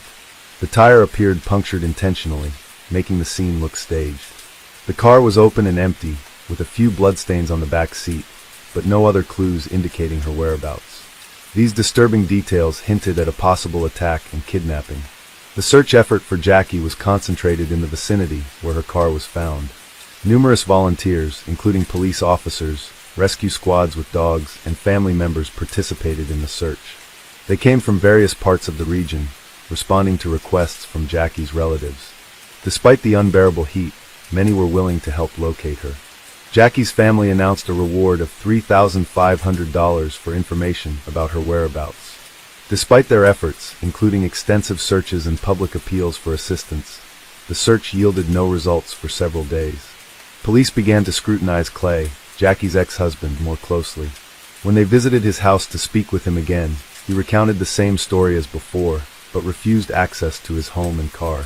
He promptly hired a lawyer who asserted his rights. For days after Jackie's disappearance, Clay left her a voicemail with a distressed tone. Detectives later obtained a search warrant and returned to Clay's residence for a thorough inspection. During this inspection, they discovered blood-like stains in his vehicle. Forensic analysis revealed it was fish blood. Clay had deliberately coated the car with fish blood and recorded it on video as a test for forensic experts. In addition to examining the vehicle, investigators noted conspicuous details in Clay's house. A section of carpet had been removed from the floor, leaving an obvious mark. Tiny drops of blood were also found on the walls of the hallway, leading to the basement. These findings raised further questions about Clay's involvement and intentions regarding Jackie's disappearance. Traces of furniture rearrangement were evident, signaling that something unusual was happening in the house. Forensics examined under the floorboards and discovered a bloody carpet. Blood samples from the house and the carpet were sent to the laboratory for further examination. Detectives tracked the missing woman's last known movements to 1:10 a.m. She was observed at a drugstore with her ex-husband. The pair appeared composed and normal. Approximately 2 hours later, she was seen at an ATM withdrawing money. After that, Jackie did not reappear on CCTV, although Clay was seen a few hours later with his son and new girlfriend at a toy store. Subsequently, they visited a car wash in their pickup truck, which had a suspicious trash can inside. By then, Clay had changed clothes and meticulously washed both the car and the boat. This increased suspicion around him, establishing him as the prime suspect. Investigators released photos of Clay's pickup truck and boat, requesting eyewitnesses who may have seen them. A young couple reported seeing Clay near Devil's Island on the Mississippi River in response to this request. Detectives confirmed this information through an analysis of Clay's cell phone billing records, prompting them to focus search efforts in that area. Despite numerous searches over the large terrain, nothing surfaced directly linking to the missing woman. The forensic results soon arrived, indicating that the drops of blood found in Clay's house indeed belonged to Jackie. The police then operated under the assumption that Jackie was deceased. Detectives called Clay in for questioning and attempted to procure a confession from him regarding Jackie's murder. However, Clay denied all accusations, stating that the bloodstains were remnants of an old domestic incident in his kitchen. Without physical remains or definitive proof of death, investigators lacked grounds to arrest or charge him. Despite releasing him from custody, authorities kept Clay under close surveillance and continued their investigation. Being an ex-deputy sheriff himself, Clay knew they were monitoring him closely and engaged in deceptive maneuvers to elude detection, effectively playing cat and mouse with law enforcement officials. He'd go to deserted vacant lots to mislead the investigation, while the entire neighborhood stood by and participated in the search for the missing mother of 3. Clay continued to bully and taunt them. He would drive past the search party or Jackie's family, insult them, give them the middle finger, and shout that they were wasting their time and wouldn't find anything. His defiant behavior raised more suspicions and questions. Meanwhile, the missing woman's sister Cheryl fought in court for custody of the triplets. She feared the children would go to a father who was a danger. His erratic behavior backfired on him, and Cheryl got custody. This enraged him, and he began threatening his ex-wife's sister with violence, including writing about it on social media. The woman recorded these threats and contacted police. Detectives seized the opportunity and arrested Clay nearly 5 months after Jackie's disappearance. He was charged with threats to life, which he accepted, but claimed he wrote out of anger and despair at losing custody of his beloved children. Clay insisted he didn't plan anything bad against Cheryl.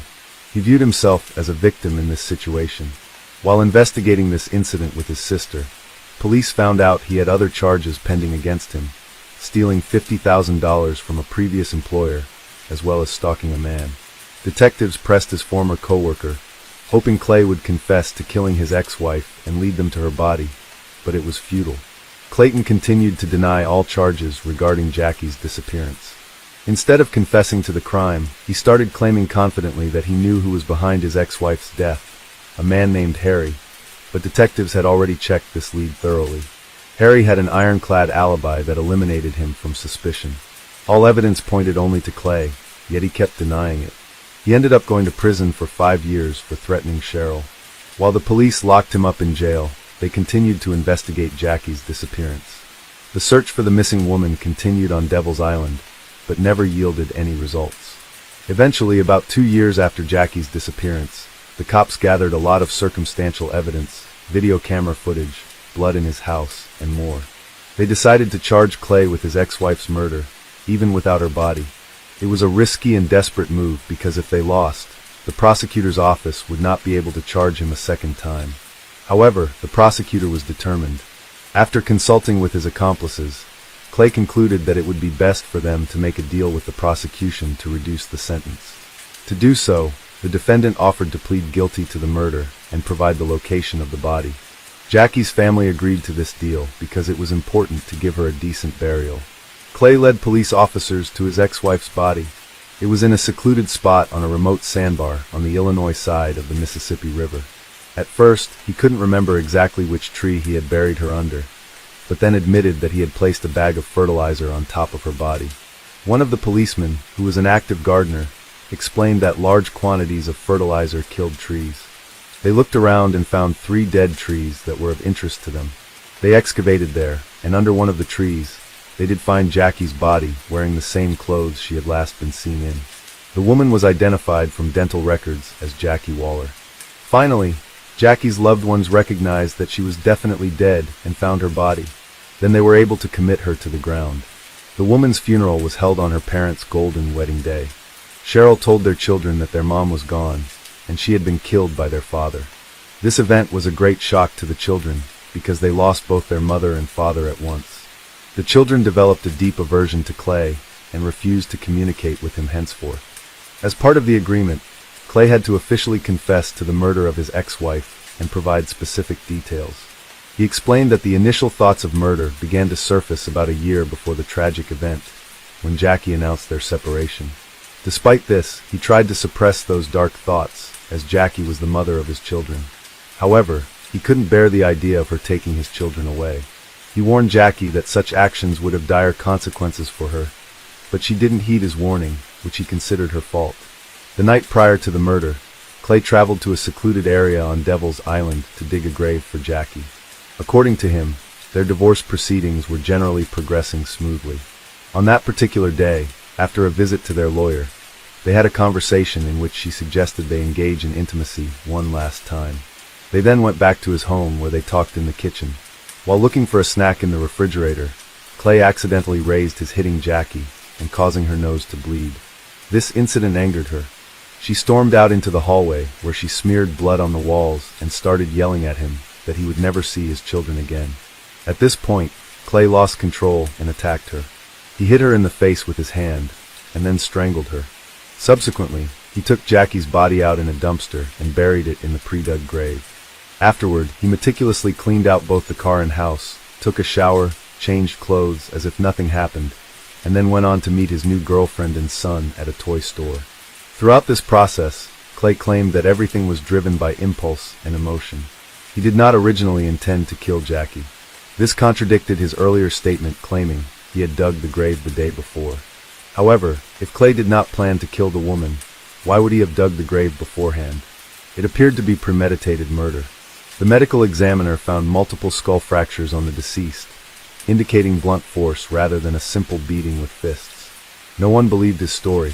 Clay, who showed no remorse for killing his ex-wife, felt jubilant at receiving only 20 years in prison for second-degree murder, with the possibility of early release. The prosecutor, however, had another strategy. Clay's testimony about digging the grave buried him further. He had dug the hole in Illinois while the murder occurred in Missouri. These actions fell under the federal law against domestic violence across state lines, and their violation allowed an additional 35 years to be added to his sentence. Clay Waller will be eligible for parole after serving 85% of his 55-year sentence. It turned out that Clay was unaware of such a law and did not foresee the consequences of his confession. Yet, his atrocities continued. Demonstrating further callousness, he wrote a book detailing Jackie's murder to profit from the tragedy. Cheryl, Jackie's sister, along with her husband, continues to raise Jackie's children with support from their elderly parents. The children have grown up remembering their mother as an exceptional person who remains forever in their hearts. They still harbor anger toward their father and deeply miss their mom. The Inman family projected an image of perfect harmony to those on the outside. They were regular churchgoers every Sunday to Orwood Portsing. Yet within their tight-knit circle, one could fathom what really happened behind closed doors. Back in 3, William and Sandra Inman's paths crossed at church. He was 18, she just 16. Their union received their parents' blessing, leading to marriage. The couple made their home in the modest community of Logan, located in Hocking County, Ohio. Bill Inman possessed strong religious convictions and balanced his job in construction with playing musical instruments for the Sky of Faith Evangelical Church in Nelsonville, Ohio. Sandra took on the role of managing the household. In 1984, they were delighted to welcome their son, William Jr., to distinguish between father and son. The head of the family was called Bill, while the younger one was known as Will.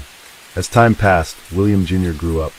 At age 17, in 2001, he met a 15-year-old named Summer Cook at church, quite reminiscent of his parents' encounter. Will and Summer maintained a friendship for 3 years before getting married when Summer turned 18 in 2004. The newlyweds began their life together by residing with Will's parents in a spacious house in Logan, Ohio. In that same year, when Bill reached the age of 39, he envisioned himself as a spiritual guide. Transforming his garage into a makeshift sanctuary, he began hosting gatherings there.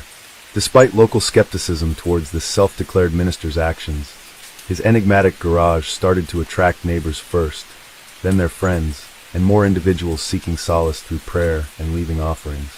By 2005, Will and Summer were overjoyed with the birth of their son Alex. Around this time, financial strains began affecting the Inman household, since Bill's religious endeavors were not financially rewarding. This situation led the family to consider relocating to another state in pursuit of better employment opportunities. By 2006, the Inman family had fully resettled in Florida. Both Bill and Will promptly secured employment in hotel construction. Meanwhile, Sandra and Summer dedicated themselves to homemaking and nurturing young Alex. 2 years later, the Inmans made their way back to Ohio from Florida. By then, they had forfeited their Logan home due to an inability to reclaim it, and settled in a rental in Vinton's countryside. Starting a new chapter shortly after their relocation, in 2008 Will and Summer welcomed their second child, a daughter named Kelly. By 2010, their family grew with the arrival of another daughter, Alana. As young parents, Will and Summer often sought weekends away for relaxation and rejuvenation. During these times, Bill and Sandra, always supportive, took on the role of caring for their grandchildren. The weekends were filled with joy as they cherished moments with their 3 grandchildren. In the spring of 2010, Bill Inman secured a pastor's license and proclaimed himself the head of the Skinnier Faith Church. Alongside his wife, he established a charitable entity named Ranch of Mercy to assist the jobless and homeless. His vision was grand. He wanted a large dwelling for orphans and widows. However, financial resources were quite lacking. To address this issue, Bill conceived a lottery scheme. Each participant would purchase a ticket with proceeds earmarked for building the shelter. The grand prize was either a house or $200,000 plus 99 other significant rewards. The community became aware of this lottery through news and advertisements. Bill initially promoted it door to door, assuring participants of lavish rewards, while emphasizing that surplus funds were destined for providing a haven for the destitute. Priced at $10 per ticket, Bill managed to sell 100,000 tickets, amassing $1 million for the project. The drawing was set for September 2010. In June 2010, personal upheaval struck the Inman family when Summer expressed her desire to divorce after 6 years of marriage. This declaration came not long after she had penned a significant entry in her personal diary. "I am utterly exhausted from constantly trying to please everyone around me. Do not deserve happiness. Do I not have the right to love someone and feel that love in return? I'm uncertain if now is the appropriate time, but I feel compelled to share everything with Will. It troubles me deeply, yet he deserves to know the truth. He should be aware that I no longer wish to be with him. I need to be alone to rediscover myself and understand my current identity. At this moment, I feel like a servant, perpetually running around and obeying others' commands. I adore my children with all my heart and would never trade them for anything. However, I don't want them to grow up witnessing their mother merely following orders all the time. I'm unsure how Will might react to this revelation. There's a chance he could become angry, attempt to take the children away, or worse, resort to threats or harm. It's important for our children to see us as equals. I'm aware that Will's parents might turn against me and try to convince me to stay, but such actions won't change anything. Last night, when Will asked me what I wanted, my mind was blank. All I could think of was what I don't want. I don't want to feel unhappy and trapped any longer, but I couldn't bring myself to voice these thoughts. So instead, I sat there in silence. Every day feels like a battle. All I yearn for is rest, to cry and sleep without interruption. But finding a way out of this situation seems impossible at times. My hope is that by the time of my next journal entry, I'll have clarity on how to resolve everything. As the summer progressed, we moved forward with the divorce proceedings. Departing from the Inman residence, I took our son and both daughters along with my personal belongings. We sought refuge at my parents' home. Wanting not to disrupt the children's relationship with their father or grandparents, visits were scheduled regularly for them. 2 months following our separation in August 2010, I began a relationship with Adam Peters while also securing employment at a bank in Logan's downtown area, working in a cleaning capacity due to limited educational background. When September arrived, it marked another significant event, the Ranch of Mercy's house raffle, spearheaded by the Inman family. Although construction on the prize house was supposed to begin, both September and October passed without any progress. No raffle took place, and no explanations were given. The organization didn't seem to rush to refund participants either. By December 1st, 2010, the Inmans got a notice requiring them to leave their rented residence due to significant unpaid rent. In response, Summer and Adam went to collect her remaining belongings from the Inman home. However, they were denied entry. This led Summer to call the police, reporting that her estranged husband was intimidating her and preventing her from retrieving her possessions. When the police arrived, Will and his parents continued to block access. Will even escalated matters by threatening Adam and clashing with an officer. Consequently, Summer filed a legal complaint against Will. She reflected on their relationship, recalling how idyllic it seemed before marriage, but lamenting its drastic change afterward. Will's behavior reportedly became very controlling, affecting everything from her diet to household responsibilities and even intimate aspects of their life. She wasn't allowed to sleep without his approval and was confined at home without access to her phone or keys. Summer revealed Will's aspirations for a large family, his interest in polygamy, and his activities on related websites, including posting inappropriate images. She also disclosed threats he made if she pursued divorce and mentioned how her cats mysteriously disappeared. Will attributed their disappearance nonchalantly to them escaping through an open window. Following Summer's allegations, Will provided his version of events. He justified taking Summer's phone and keys by suggesting he suspected her of infidelity. Regarding the cats, he said that due to their wild behavior and damage caused to furniture and family members, he relocated them to a shelter.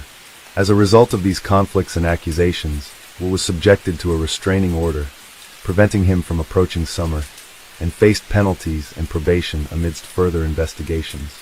A fierce battle for custody emerged between the families. The Inmans filed police report against Adam Peters, labeling him a potential threat to the safety of Alex, Kelly, and Alana.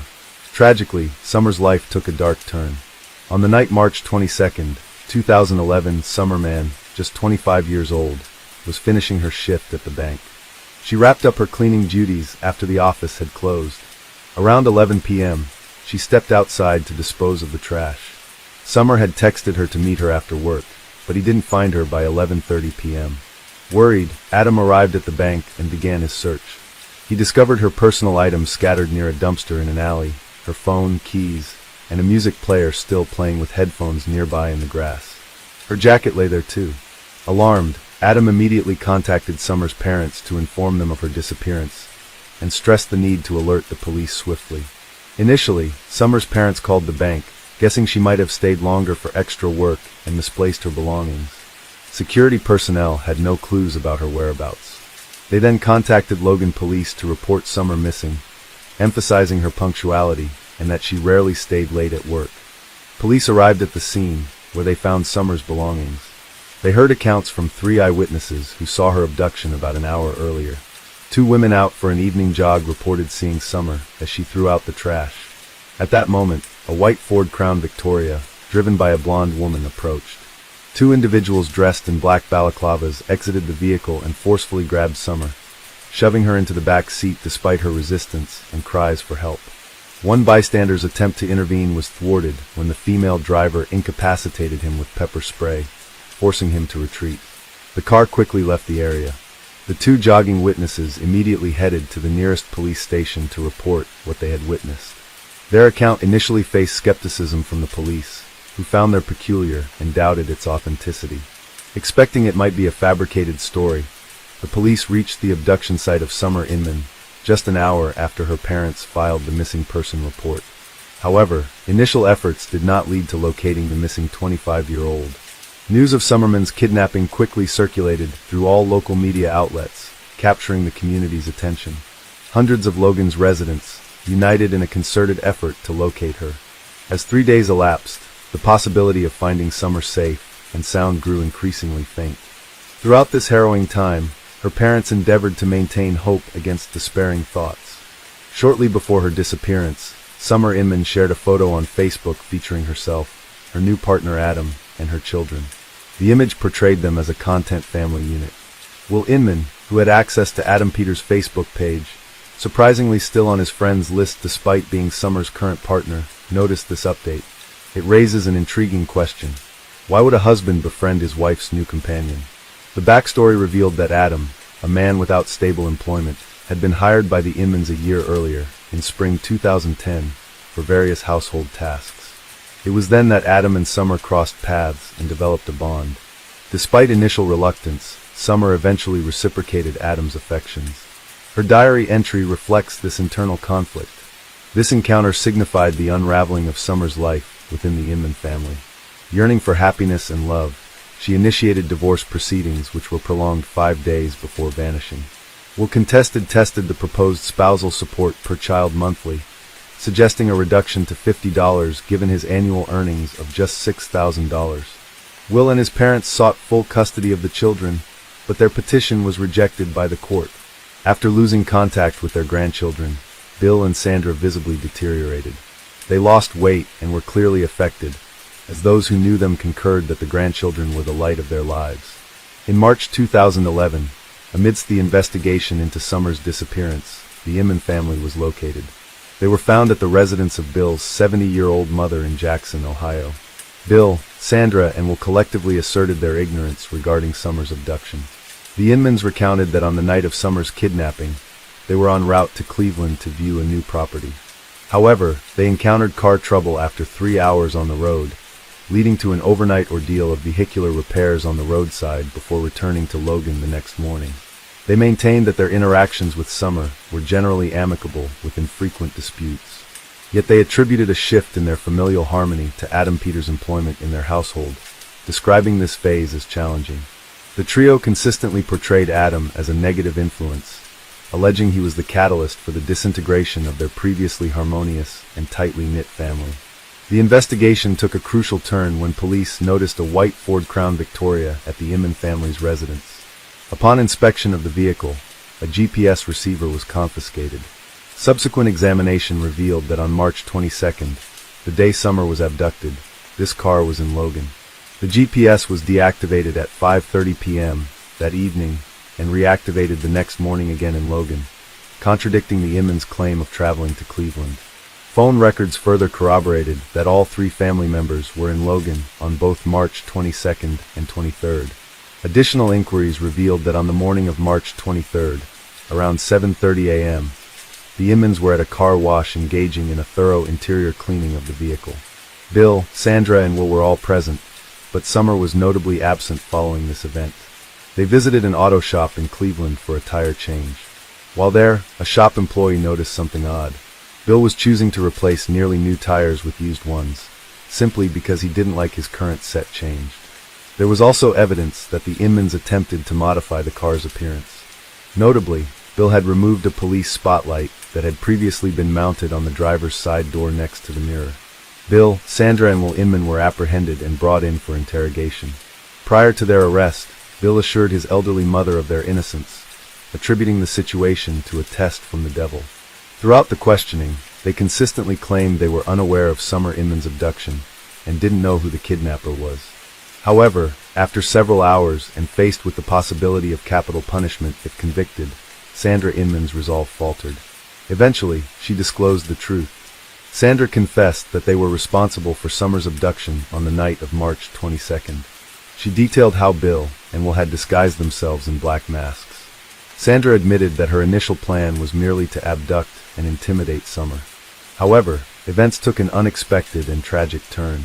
According to Sandra's confession, when Summer was forcibly placed in the car's back seat, Will restrained her with plastic ties around her neck, hands and feet, intending merely to frighten her into granting him access to their children. As the situation escalated, Will realized that Summer was on the brink of unconsciousness. He panicked and desperately searched for a knife to release her, shouting frantically to his mother. Sandra maintained that their objective was never to take Summer's life. They merely sought a resolution to their custody dispute and hoped to ensure regular visits with their grandchildren. On March 29, 2011, a week after the kidnapping, Sandra Inman disclosed the location of the body. Summer's remains were found in a septic tank on the grounds of Skinnier Faith Church near Nelsonville, about 30 kilometers from her workplace. Bill Inman had been involved in the church's construction. This place held personal significance for him and Sandra, as it was where they had married 28 years earlier. The Inmans were regulars at this church. Bill participated in its musical ensemble. Police uncovered the well by removing a concrete slab and unscrewing 6 bolts from the metal lid. When they opened it, they immediately saw Summer's legs. She had been thrown headfirst into the septic tank, still wearing her work attire. Her black t-shirt bore an ironic inscription, "I don't have anger issues, I have issues with idiots." A forensic examination confirmed that Summer had succumbed to strangulation. Apart from marks on her neck, hands and legs indicating she'd been restrained, no other injuries were found on her body. This highlighted strangulation as the cause of her tragic demise. Sandra revealed that she originally planned to dispose of the body in a river, but reconsidered and decided it would be safer to conceal it in the well near the church. She believed this location would ensure it remained undiscovered for a long time. Sandra admitted to feeling deep shame for her actions and their irreversible consequences. During the subsequent trial, 49-year-old Bill Inman and 28-year-old Will Inman did not take any responsibility for Summer's death. Throughout the proceedings, they stayed mostly silent, showing no visible emotions and avoiding eye contact with Summer's grieving parents. Sandra Inman, at 47 years old, stood out as the only family member who accepted responsibility for her part in the tragic events. She maintained that the plan to intimidate Summer was entirely her own idea. In a deeply emotional moment before sentencing, Sandra, overcome with tears, faced Summer's parents and begged for their forgiveness. Her speech, though broken by sobs and a quivering voice, clearly expressed remorse. Sandra admitted she saw Summer as a daughter and regretted her catastrophic decision. In 2012, the verdict was handed down. All 3 members of the Inman family were convicted. Bill and Will Inman received life sentences without the possibility of parole. Sandra Inman also got a life sentence, but with eligibility for parole after serving 15 years. However, among friends and church members familiar with the family's dynamics, doubts arose about Sandra being the mastermind behind the crime. It was commonly known that Bill had a dominant role in the family and usually made final decisions on all matters. Will, on his part, was seen as a pampered child whose desires were always met by his parents. Those close to the family speculated that Sandra's confession might have been a strategic move to reduce legal consequences for her husband and son. Currently, Alex and Alana are being raised by Summer's family. For quite some time, it was hard to explain to these grandchildren where their mother, father, grandmother, and grandfather had gone. In 2013, Jessica Herringer, a 25-year-old woman, disappeared under circumstances from her workplace. The search for her kidnapper spanned several years, during which numerous other women were affected. When the authorities finally apprehended the culprit by chance, they uncovered deeply disturbing details about him. Jessica Herringer was born on July 16, 1987, and resided in Norton Shores, Michigan. She grew up in a modest family with a sister. At 22, Jessica became a mother to a son named Zine, fathered by her long-term partner Dakota Quayle Dyer. They were still together in 2013, living in a leased home. At the age of 25, Jessica worked at an Exxon gas station in Norton Shores, located near Lake Michigan. Known for her warm and friendly nature as a manager, she often received praise from customers. To support her cherished 3-year-old son, she frequently took on extra hours. Jessica's diary highlighted her ambitions to learn and advance. She aspired to pursue college studies in accounting, but financial constraints hindered this goal. Dakota was unable to fully support their family, leading to frequent disputes and turmoil in their relationship. The couple was engaged, yet their marriage faced repeated delays due to various factors. On the evening of April 26, 2013, Jessica Herringer was carrying out her regular duties at the Exxon gas station. Her day began with a visit to a nearby store around 3 p.m., followed by a drive to her workplace. She arrived at the gas station around 4:35 p.m., parked her car and started her night shift, which was supposed to end at 11:30 p.m. Jessica was the sole employee on duty that night. At 11:14 p.m., a customer called emergency services, reporting his experience at the Exxon station. He had entered the store to pay for his gas in cash, but found it unattended. He informed the dispatcher, "I'm not sure what's going on, but there's no one at the station. The door is open and unlocked. Lights are still on, but there's no one to take my payment. There are just my car and another vehicle outside. Why isn't anyone here? It looks very odd." The police reached the Exxon gas station within 10 minutes of the 911 call. During their inspection of the premises, both inside and outside, they found no evidence of a struggle. Everything seemed orderly. Jessica's coat was in the back room, along with her purse containing $400, car and house keys. A solitary drop of blood, later identified as Jessica's, was discovered near the storage area's back door. Additionally, a cap from a Walther P22 semi-automatic pistol's laser sight and 2 batteries, likely for a watch, were found on the floor. The gas station's cash register remained undisturbed with all the money intact.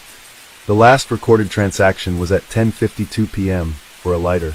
The facility lacked interior surveillance cameras. Positioned next to the cash register was Jessica's pack of cigarettes, suggesting she had briefly left her station with the intention of returning soon. Her locked car was parked outside, but Jessica was nowhere to be seen. She had inexplicably disappeared. Upon discovering the station unattended, police reached out to the gas station's owner, informing them of the situation. The owner subsequently contacted another manager living close by, requesting her to secure the premises. Additionally, the police notified Jessica's family of her disappearance. Her parents sought clues to her whereabouts and called her friends. One friend recalled being at the gas station between 8 and 9 p.m. that day, noting that all appeared normal then. Shortly after, a fellow employee arrived to lock up the station. This colleague recounted that around 11 p.m., she and her boyfriend had driven by the station on a motorcycle. They spotted a silver Chrysler Town and Country minivan parked near the rear service door, with its back door open. Suspecting Jessica might be involved in theft from the station, they paused to observe further developments. The manager observed a young man with disheveled wavy hair near the minivan, dressed in an orange sweatshirt. She saw him repeatedly open and close the vehicle's rear door before he finally drove off. Police reviewing surveillance footage from surrounding buildings located a video showing a silver Chrysler passing by Exxon gas station at 11:02 p.m. A store employee nearby also spoke to the police, mentioning that he had seen the man in the minivan conversing with Jessica Christian. The employee initially thought the stranger was merely flirting with Jessica, given her attractiveness. He noted Jessica standing outside while the man questioned why she wasn't inside. Both Christian and Jessica's colleague, who had spotted the man by the minivan, contributed to creating a composite sketch of the unidentified individual. He was depicted as a light-complexioned young male with dark wavy hair, a stocky build, and approximately 1.82 m in height. The sketch was released 3 days following Jessica's disappearance. Despite numerous calls received by police in response, no significant leads emerged from the information provided. The prevalence of the silver Chrysler minivan in the United States posed a considerable obstacle in the investigation. In Michigan alone, there were approximately 15,000 vehicles of this kind registered. Identifying the specific driver of the minivan linked to Jessica Hinger's disappearance became a daunting challenge, given the vast number of identical models. Initially, Jessica's boyfriend Dakota Quayle D was a suspect in her disappearance. He acknowledged their frequent arguments, but denied ever physically harming her. Dakota actively cooperated with the investigation, informing police that he was at home with their 3-year-old son on the night Jessica vanished. Without access to a car, He couldn't have traveled to her workplace, and his phone records, once verified by detectives, confirmed his presence at home that evening. This led to his exclusion from the suspect list. The investigation revealed that Jessica had numerous admirers due to her amiable and outgoing personality, which sometimes led to misunderstandings. One such admirer was Jess Ammerman, a 37-year-old married plumber. He visited Jessica at the gas station around 9:30 p.m. on the day she disappeared and confessed his love and willingness to divorce his wife for her. However, Jessica rebuffed his advances. Jess then left the station and called his wife. They spoke for about 50 minutes before he returned home. Following his interrogation, a polygraph test, and an interview with his wife, Jess Ammerman was also eliminated as a suspect. Rob Fallett, the brother of the Exxon gas station's manager, subsequently emerged as another individual involved in this case, though context-wise specifics about Rob's involvement were not provided. Identified as the next suspect, he mentioned visiting the gas station around 9 p.m. on the day Jessica disappeared. Upon greeting her, he noticed she seemed downcast. Asking about her mood, Jessica confided in having family troubles. Rob suggested she could stay with him, but she declined.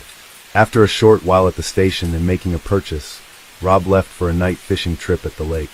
Detectives checked Rob's phone records for that evening, which corroborated his account of leaving the gas station for fishing. Consequently, Rob Fallett was eliminated from the suspect list. Search and rescue operations for Jessica Herringer were launched using helicopters, expertly trained canines, and extensive searches of residential and commercial properties, woods, and Lake Michigan.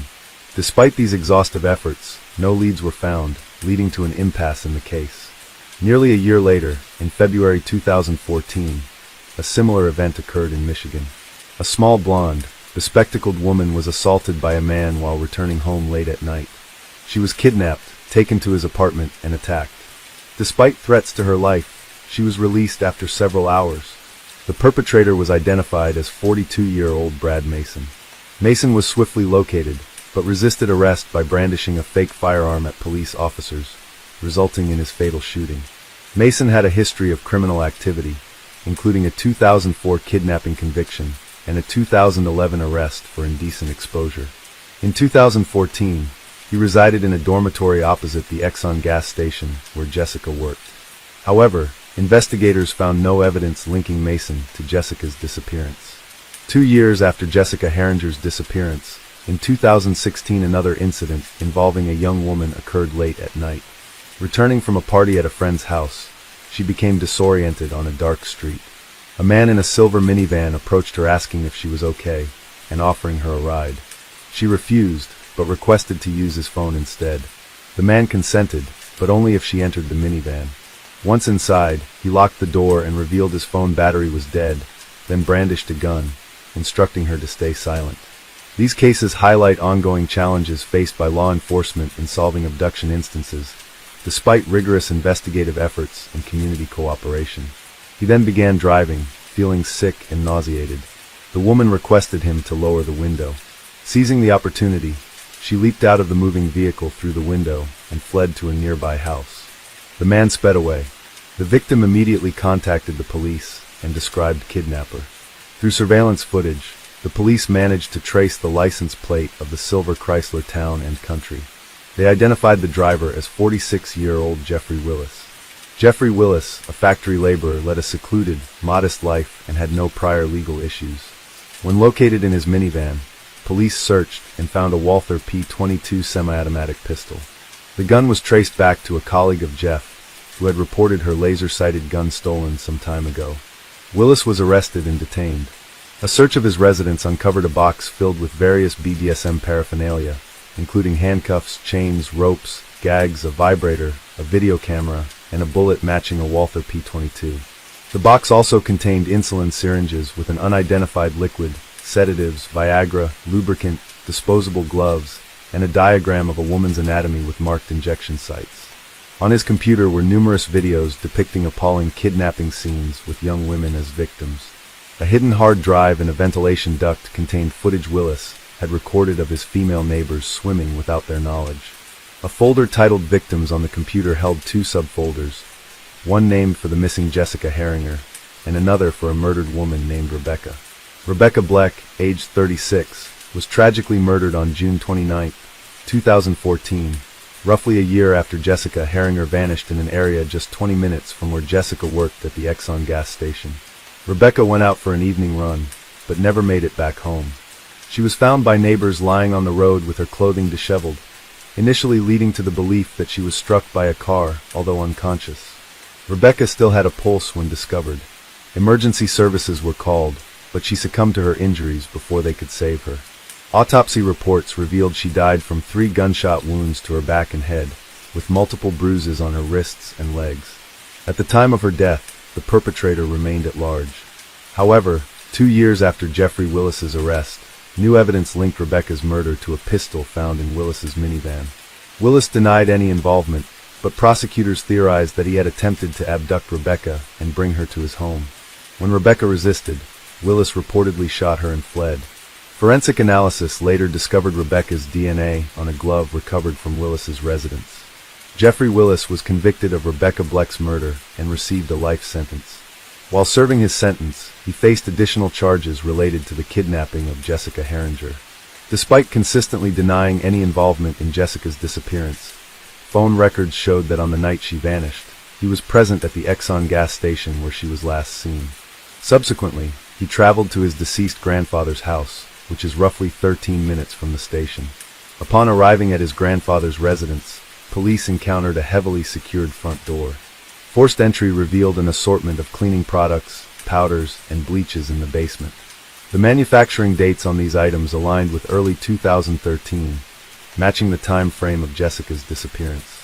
Colleagues recalled that Jeffrey Willis was notably absent on April 27, 2013, the day following Jessica Herringer's disappearance. When he returned to work a few days later, he had conspicuous deep scratches on his face and hands, raising further suspicions among those who knew him. A woman who visited the gas station on April 25, the day before Jessica's disappearance, later contacted police. She arrived late in the evening and expressed concern about being there alone at such an hour to Jessica herself. Jessica nodded in acknowledgement, appearing anxious and somewhat scared. At that moment, an unknown man inside the station reassured the visitor by saying, "Don't worry, she has customers who look after her."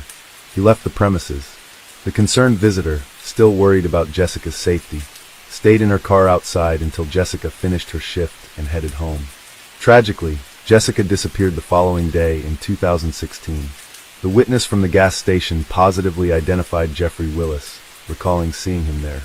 Investigators learned that Willis had frequented the Exxon gas station, interacting with Jessica Herringer on at least 15 occasions. Concurrently, 48-year-old Kevin Bloom, Willis's cousin and a prison guard, was taken into custody. Kevin's inconsistent statements during interrogation eventually led to a confession.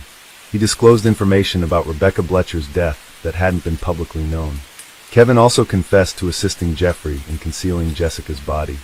He described how on April 27, the day after Jessica's abduction, Jeffrey invited him over for a party at his house. Upon arriving at his late grandfather's residence, Kevin saw Jessica for the first time lying on the floor bound and lifeless. The cousins wrapped her body in a sheet, transported it in a car to a forest where Jeffrey had pre-dug a grave and buried her. They then returned home. When Kevin Bloom led the police to the forest to identify the burial site of Jessica Herringer's body, he spent a considerable amount of time wandering through the area. Despite his efforts, he was unable to pinpoint the precise location where they had buried the body. The trial of Jeffrey Willis commenced despite Jessica Herringer's body not being found either alive or deceased. The prosecution presented substantial evidence to charge Willis with her kidnapping and murder. Their case posited that Willis had been stalking Jessica for an extended period. On the night of April 26, 2013, he allegedly parked his vehicle near the service entrance of the gas station. Entering the premises, he is said to have struck Jessica on the head with his gun. During this assault, it's reported that the cover of the gun's laser sight fell off and Jessica's blood was spilled on the floor. Willis then purportedly dragged Jessica out through the service exit and placed her in the back seat of his car. He transported her to his late grandfather's house, where he committed his most horrific acts. Forensic computer analysis revealed that Jeffrey Willis stored photographs and news articles about the search for Jessica on his computer. Following the investigation's progress, It was discovered Willis used a password displayed on the screen consisting of Jessica's initials and the date April 27, 2013, presumed to be the day she died. Willis consistently denied his guilt, insisting he was at home on the night of her kidnapping. His lawyers argued that there was no direct evidence linking him to the case. No DNA belonging to Jessica was found in Willis's house or car. The defense team suggested that her disappearance might be linked to illegal drug trafficking, since Dakota had mentioned Jessica developed a serious substance abuse problem. Despite these arguments, Jeffrey Willis was convicted of murdering Jessica Herringer and received a life sentence without parole. Throughout the trial, he displayed neither remorse nor empathy. His cousin, Kevin Bloom, was found guilty of assisting in disposing of Jessica's body. Kevin received a sentence of 2 years in prison and 5 years probation. Suspension from his role in the prison system was yet another blow to Jeffrey Willis. Years after his conviction, the narrative around him took a startling twist.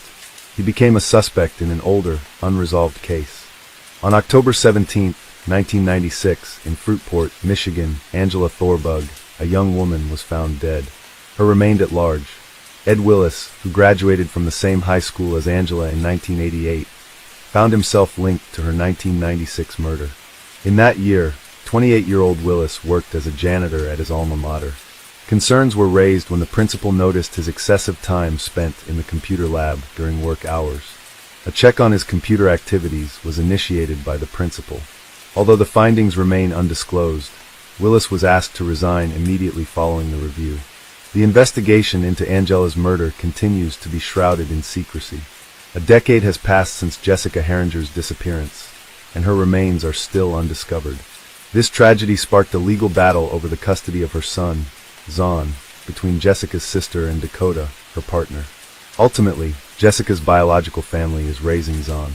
In addition to custody disputes, Jessica's parents have been key advocates for legislative changes following their daughter's disappearance. Their efforts led to the enactment of a law mandating gas stations operating at night to install surveillance cameras. The goal is to prevent similar incidents in the future. Humans are inherently doubtful and covetous beings. When confronted with perfection, their instinct is to seek out imperfections. In the absence of any, they often endeavor to fabricate them. The calamity to be recounted today was observed by a vast audience, yet no one was able to assist the seemingly flawless girl, who as a result became handicapped. Tsinghua University, often referred to as the Chinese Harvard, was hosting a distinguished performance in partnership with the Beijing Symphony Orchestra. This event held significant prominence. Gracefully attired pairs made their entrance into the majestic theater. Men in impeccably cut black suits adorned with gleaming cufflinks, and women in stunning full-length gowns clutching petite handbags. They exchanged smiles and engaged in polite conversations. As they proceeded to their seats, Tsinghua University students poised to showcase their talent that evening faced immense pressure. One student, Zhu Ling, was confronting an especially daunting challenge. She was about to deliver a 6-minute solo, poised to be the defining 6 minutes of her life. The audience potentially included professors, prospective future employers and benefactors, all key figures for her career prospects, heightening the stakes. Any error or mishap was not an option. She needed to captivate them and leave a lasting impression with her performance. Her goal was to immerse herself in the rhythm and embody the essence of the ancient Chinese musical instrument, the jichuan.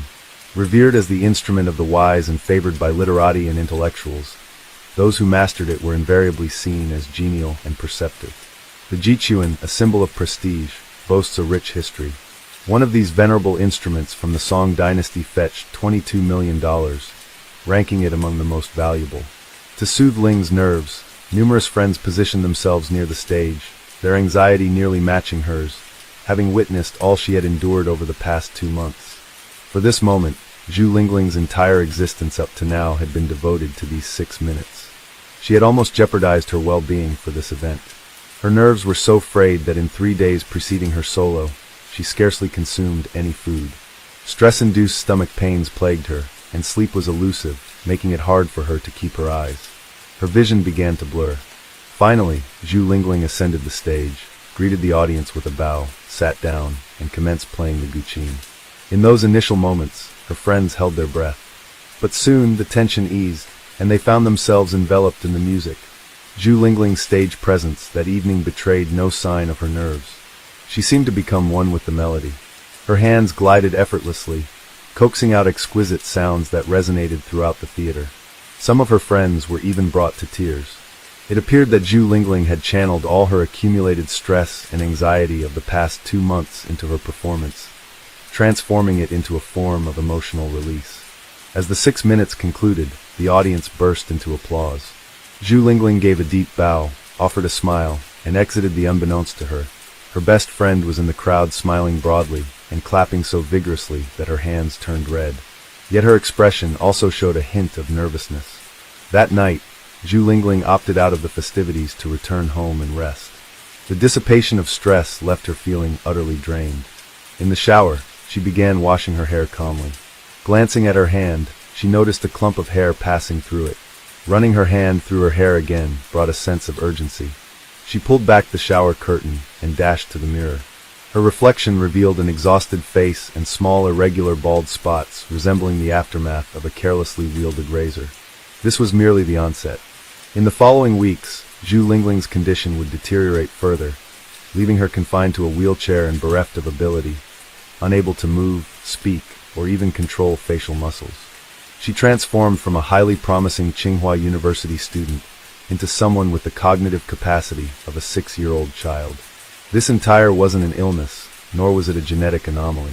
Zhu Ling was experiencing something caused by another individual. For ordinary students, gaining admission to Harvard was more likely than to Tsinghua, especially for those native to China. The local acceptance rate stands at a mere 0.4%, making it more accessible to international students. The university operates on an annual budget of $5 billion. It's an institution where influential political figures' daughters and wealthy businessmen's sons receive their education.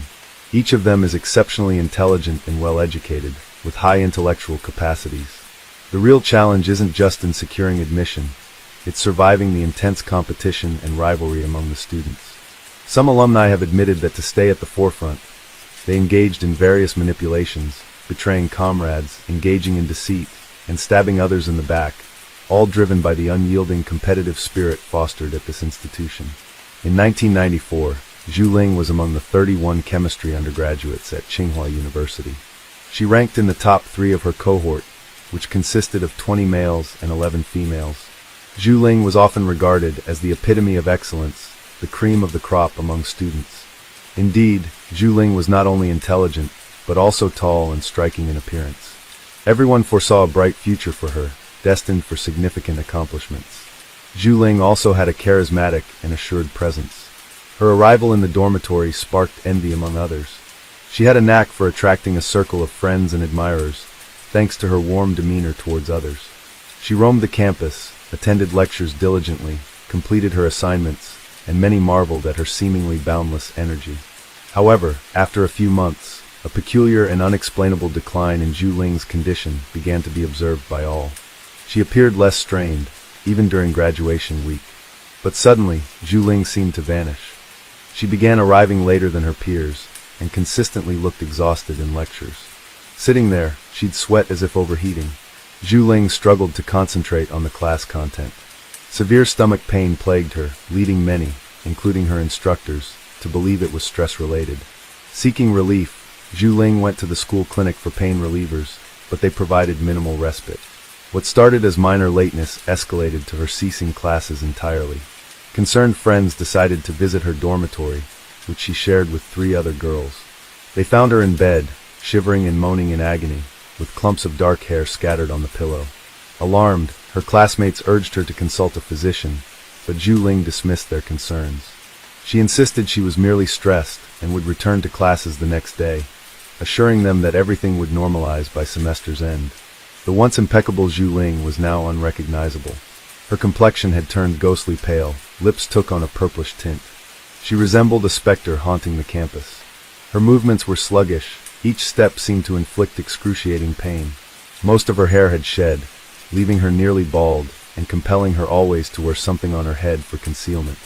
Occasionally Zhu Ling's vision would blur, leading to temporary blindness for hours at a time. Various hypotheses regarding Zhu Ling's deteriorating condition spread across campus. Some conjectured it might be due to cancer or alopecia, known for causing hair loss, or perhaps an autoimmune disorder. Yet darker speculations emerged. Many students linked Zhu Ling's decline to stress stemming from a dispute with her close friend Sunny. It seemed oddly coincidental that the change in Zhu Ling coincided with their falling out. After missing an orchestra rehearsal for a challenging piece, Zhu Ling faced unexpectedly harsh criticism. Sunny Fly informed the instructor that Zhu Ling had skipped because she felt overly skilled, implying the others needed to elevate their abilities to match hers. Realizing such maliciousness in real life was quite overwhelming for Zhu Ling. Different speculations circulated among university students. Some hinted that Zhu Ling, being a chemistry student, might be secretly conducting groundbreaking experiments. However, would a highly driven student risk self-harm? Beijing A, from Peking University and a friend since middle school, decided to visit her in the hospital with a fruit basket. On entering her room, Beijing was stunned and compelled to flee. It wasn't fear of infection, but rather seeing his classmate in such a dire state that overwhelmed him. How could a vibrant 20-year-old transform into this shadow so quickly? What illness could strip Zhu Ling of all she had worked for? The medical team found her condition baffling. Just months earlier, Zhu Ling had been in peak health. Now she lay almost hairless, connected to multiple machines with tubes protruding from her nose and mouth. Her body convulsed and face showed partial paralysis. A look of silent desperation marked her wide eyes. The sight was distressing. Even the slightest touch caused excruciating pain and more erratic movements. It seemed even her hospital gown tormented her skin. Sensing his friend's silent plea for help, Beijing read the desperate message in her eyes, a look he would never forget. Seeking answers alongside Zhu Ling's parents, Beijing probed the doctors for a diagnosis, but they were equally perplexed. They delved into the onset of her illness. Initially, about a month or two earlier, Zhu Ling experienced stomach aches resembling spasms which came and went unpredictably within a week. The pain intensified to the point that it forced her to bend over in agony. Often, she would lay on the ground curled up in a fetal position. Initially, her remedy involved consuming large amounts of Chinese herbal tea. Yet, the pain escalated, eventually causing her to lose consciousness. Zhu Lingling, burdened by her demanding university schedule, delayed seeking medical attention, hoping the symptoms would subside. Then, her vision began failing intermittently, first blurring and then completely vanishing for hours. Subsequently, her hair started falling out, an especially traumatic symptom for any young woman. The situation deteriorated further, leading to her hospitalization just days before Christmas. It was her first time in hospital care. During that month, her parents remained steadfast by her side as she received treatment. The medical team tested her for arsenic and mercury poisoning. However, the results showed nothing abnormal.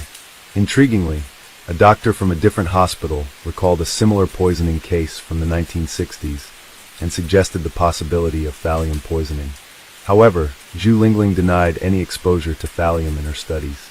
The hospital then reached out to Tsinghua University to investigate which chemical substances Zhu Lingling might have encountered in her capacity as a chemistry student. Despite this inquiry, her medical records revealed no exposure to chemicals that could trigger such symptoms. This left her condition an enigma to the medical staff. Remarkably, after a month, Zhu Lingling's health appeared to improve, and she requested permission to resume her studies. She was eager to sit for exams and anxious not to waste the entire semester. Her parents were adamantly opposed to her returning to university, fearing that stress was the underlying cause of illness. Yet Zhu Lingling feigned significant recovery and went back to classes in February. Unfortunately, by March, her condition had deteriorated dramatically again, resulting in readmission to the hospital, this time so debilitated that continued university attendance seemed impossible. She couldn't even speak. Zhun, disillusioned with the local medical community's inability to provide answers, took the initiative. He reached out to medical experts not just in China, but globally. Zhu Lingling's symptoms would transit various languages, and he posted these on specialized medical forums online. In less than half an hour, he received his response. Over the next few days, around 2,000 emails poured in from 18 different countries. The respondents weren't mere internet users. Many were affiliated with national medical institutions and specialized in toxicology. The consensus among almost all of them was alarming. Thallium poisoning. The symptoms pointed to a deliberate, methodical attempt to poison Zhu Ling, designed to inflict slow, excruciating agony. Thallium, a dense and highly poisonous metal, was once used in rat poisons, but has been banned in major countries including China and the USA. In the early 20th century, it was used as a lice treatment known to cause hair loss. Its array of symptoms is so vast that it often leads to misdiagnosis by doctors, and its detection is usually alarmingly delayed. Thallium doesn't leave visible marks like bruises or wounds, making it harder to spot. The poisoning unfolds in stages. Initial stomach discomfort escalates to severe pain, then trembling, headaches, insomnia, and temporary blindness. Subsequently, the victim experiences intense skin pain, akin to severe burns, where even the slightest touch feels excruciating. Clothing and bed linens become sources of torment. The final stage involves neurological symptoms, including involuntary motor disturbances, seizures, and partial or complete paralysis, culminating in cognitive decline and mental impairment. Tragically, in Zhu Ling's case, this meant a regression from a top student at China's most prestigious university to possessing the mental capacities of a 6-year-old child. VG Zhen, in collaboration with Zhu Ling's parents, sifted through the multitude of emails and promptly conveyed their findings to Zhu Ling's team. Yet the doctors were skeptical of the diagnosis posited by online contributors. They emphasized that detecting thallium in the body without specific tests was not feasible. Testing for thallium involved sending the patient's blood to a lab equipped for such an analysis. Moreover, they pointed out that thallium is a rare, tightly controlled substance, not easily obtainable. The doctors also mentioned that if Zhu Ling's condition was indeed due to thallium poisoning, an antidote would likely be ineffective at this advanced stage of the disease. This revelation left Zhu Ling's family and friends in shock. The pressing question then became, who would want to harm Zhu Ling? A hypothesis emerged that the intended targets might have been her parents, given their high-profile occupations. Her father was a senior engineer at the national agency, a position that could involve sensitive information. Her mother was an engineer at a prominent Chinese company. However, this line of inquiry eventually reached a dead end. The primary task was to determine how the poison entered Zhu Ling's system, especially since no one else on campus exhibited similar symptoms. This ruled out the possibility of thallium vapors, suggesting that Zhu Ling either ingested or came into direct contact with the substance. Meanwhile, during Zhu Ling's hospitalization, her personal items were mysteriously stolen from her dormitory. The stolen items included her shampoo, contact lens case, lipstick, bath soap, and even her water glass. Intriguingly, the perpetrator seemed solely interested in Zhu Ling's possessions, an unusual incident in such a prestigious university's dormitory. With no surveillance cameras on campus at that time, an investigation was imperative. Students lived in gender-specific rooms, and access to the women's dormitory was restricted to current female students of Singer University. Neither alumni nor graduate students or professors had entry into the living quarters of over 100 young female students. Police initiated a thorough investigation into over 20 vendors known to supply thallium, a substance still used in manufacturing optical lenses, electronics, and other products, scrutinizing their procurement records. They discovered that one supplier had provided alum to Singer University's chemistry department for research. The investigation revealed that only a select group within the university had access to this compound: 2 professors, 3 graduate students, and 2 senior undergraduates. Consequently, the perpetrator likely had a role in thallium-based experiments and had the opportunity to take personal items from Zhu Ling's room. As the investigation progressed, the professors and graduate students were quickly excluded as suspects due to their lack of access to the women's dormitory. This narrowed suspicion to the 2 senior students, 1 male and 1 female. Since the male student couldn't have entered the female residence area, suspicion fell on the female student. Astonishingly, this student was none other than Sun Wei, also known as Sunny. She was not only Zhu Ling's best friend and roommate, but now the prime suspect in her attempted murder. The situation posed a baffling question. Why would Sunny, with a bright future ahead, risk everything in such a serious manner? Acquaintances of both young women mentioned that Zhu Ling had recently triumphed over Sunny in the student elections. Sunny was not known for gracefully. She possessed an argumentative nature and had deceived her closest companion on several occasions. As Zhu Ling advanced and received greater acclaim, Sunny grew progressively more agitated. Zhu Ling's individual performance at the Beijing Philharmonic served as a catalyst for tension in their relationship. Zhu Ling was attractive, highly skilled, and esteemed by both peers and faculty members alike. This probably fueled Sunny's jealousy even more. Sun Wei was questioned for 8 hours straight before her parents came to take her home. Her family had significant influence at Tsinghua University. Her father played a key role in the Democratic Revolutionary Committee, and her grandfather was a former vice chairman. Many of her relatives held positions in government or academic roles at top state universities. Consequently, Zhu Ling's case remained unresolved for quite some time. Sun Wei, one of the primary individuals associated with the incident, maintained her innocence. She claimed that the police had cleared her of any suspicion. Regardless, Sun Wei legally changed her name and birth date, married an American, and relocated to the U.S., where she lived without restrictions. Meanwhile, Ling's diagnosis came too late.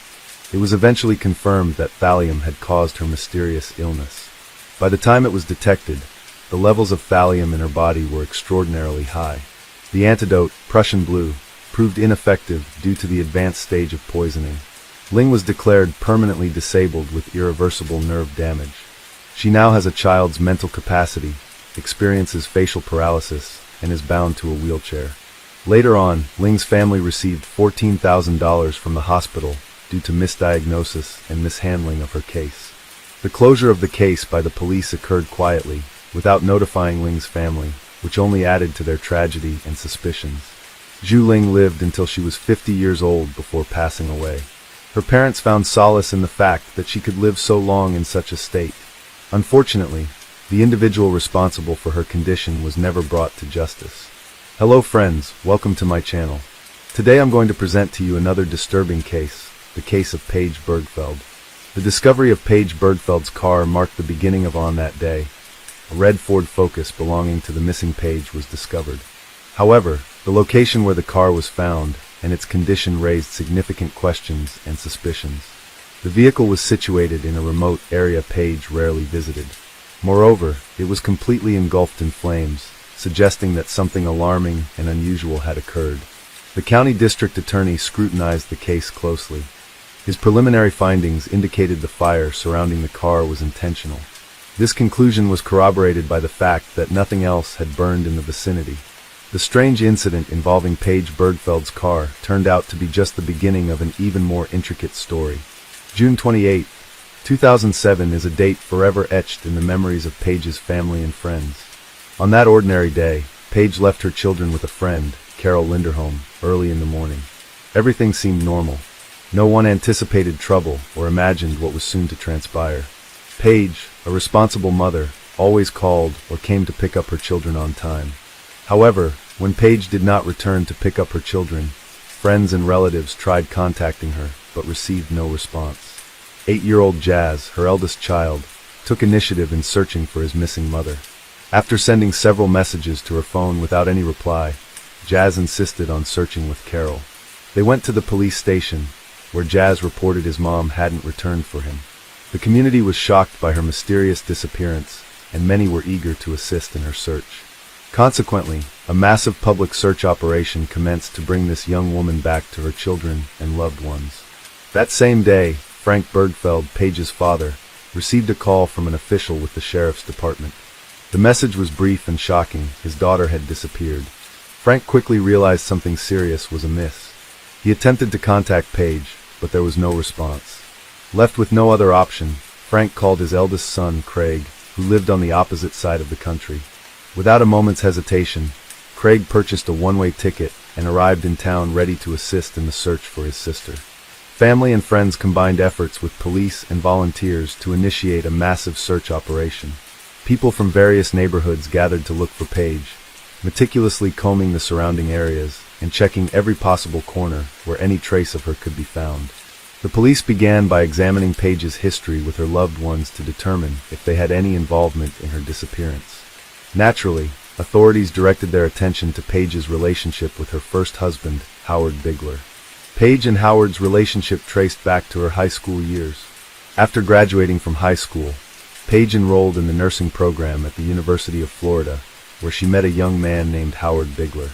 Their mutual affection led them to start dating. Upon successfully obtaining her nursing degree, Paige returned to Colorado, where she continued living with her family. In 1995, After some time passed, she married Howard Bigler. At first glance, they appeared as a happy couple. They shared numerous interests and views on life. Nonetheless, there was one significant rift. Paige desired to have children and start a family while Howard did not share this aspiration. This fundamental disagreement sparked several arguments and many discussions. Attempts at compromise failed repeatedly. Thus in 1997 they decided it best to part ways through divorce. Despite this separation, their bond remained strong enough that the former spouses continued being friends. Later on, Paige married Rob Dixon, but that marriage too ended in divorce. Following her divorce from Rob, Paige reconnected with Howard once more. Howard claimed he was among the last individuals to see Paige alive on the 28th of that month. They met up in Eagle County, Colorado. It was due to personal business. There, they spent Thursday together. The former spouses then returned to their cities. Howard confirmed that they continued to communicate by phone after the meeting. Upon learning of Paige's disappearance, Howard immediately contacted emergency services. While speaking to the operator, he expressed his concern and belief that something terrible had happened to Paige. The phone recording was corroborated by cell tower data, showing that the day Paige disappeared, Howard was in the Denver, Colorado area, which is several hours away from where she vanished. This gave police officers reason to remove Howard from the list of suspects. Police began to examine Paige's relationship with her second husband, Rob Dixon, and quickly uncovered many events that raised questions and warranted further investigation. It turned out that during their marriage, Paige had reported Rob to the police twice for harassment. After her divorce from her first husband, Paige took a job at a strip club in Denver, where she met Rob Dixon. The man was wealthy and had inherited a large fortune through his family's business. Having fallen in love with each other, Paige and Rob did not hesitate and entered into marriage in 1998. The family settled in a luxurious home in Colorado, where Paige fulfilled her dream of becoming a mother. A few years later, the couple had 3 children, who became the most important thing in her life. The first years of marriage seemed happy as Paige and Rob were immersed in a world of luxury, leading a well-to-do lifestyle. However, and quite suddenly, things began to fall apart due to financial difficulties Rob faced. Some of his family's businesses had serious problems, and as a result, the economic situation in the family deteriorated so much that Rob was forced to file for bankruptcy. The financial collapse led to a profound family crisis. By 2004, tensions had escalated, so that Paige contacted emergency services twice. The first time, she reported that Rob had threatened to kill her and their children, but the time the police arrived, both claimed to have resolved their issues on their own. A year later, another incident occurred that was markedly different. Paige reported Rob for assault, claiming he hit her while she was holding their youngest child. This time, Rob was arrested and charged with third-degree assault. He eventually pleaded guilty to 1 count of molestation, but the trial was dismissed and Rob avoided jail time. The relationship between husband and wife continued deteriorating, leading them to separate. Rob subsequently moved to Pennsylvania. Investigators interviewed him to establish his alibi for the day Paige disappeared. Rob asserted he was at home and could not have harmed Paige. Despite the separation, Rob joined the search effort and was very active in trying to find Paige. Investigating officers left no stone unturned in their quest to uncover clues that might unravel this mysterious case and locate the missing mother. One of the initial steps involved a meticulous examination of Paige's car. Since arson is often used to destroy potential evidence, experts thoroughly inspected the vehicle and discovered valuable information. For instance, the driver's seat had been pushed back as far as it would go, suggesting that a tall man had driven it last. Given Paige's shorter stature, she couldn't have reached the pedals from that position. In addition, they found Paige's notebook in the trunk of the car, with several pages torn out, covering June 26th through June 29th. A few days after a burning car was discovered, a driver stopped on a highway southeast of town due to tire problems. A nearby checkbook caught his eye. He promptly reported it to the authorities. As they investigated that section of the road, they also found medical records, insurance cards, and other items belonging to Paige. Sergeant Weiler noticed that several pages from the checkbook had been torn out, and the items were scattered over a considerable distance.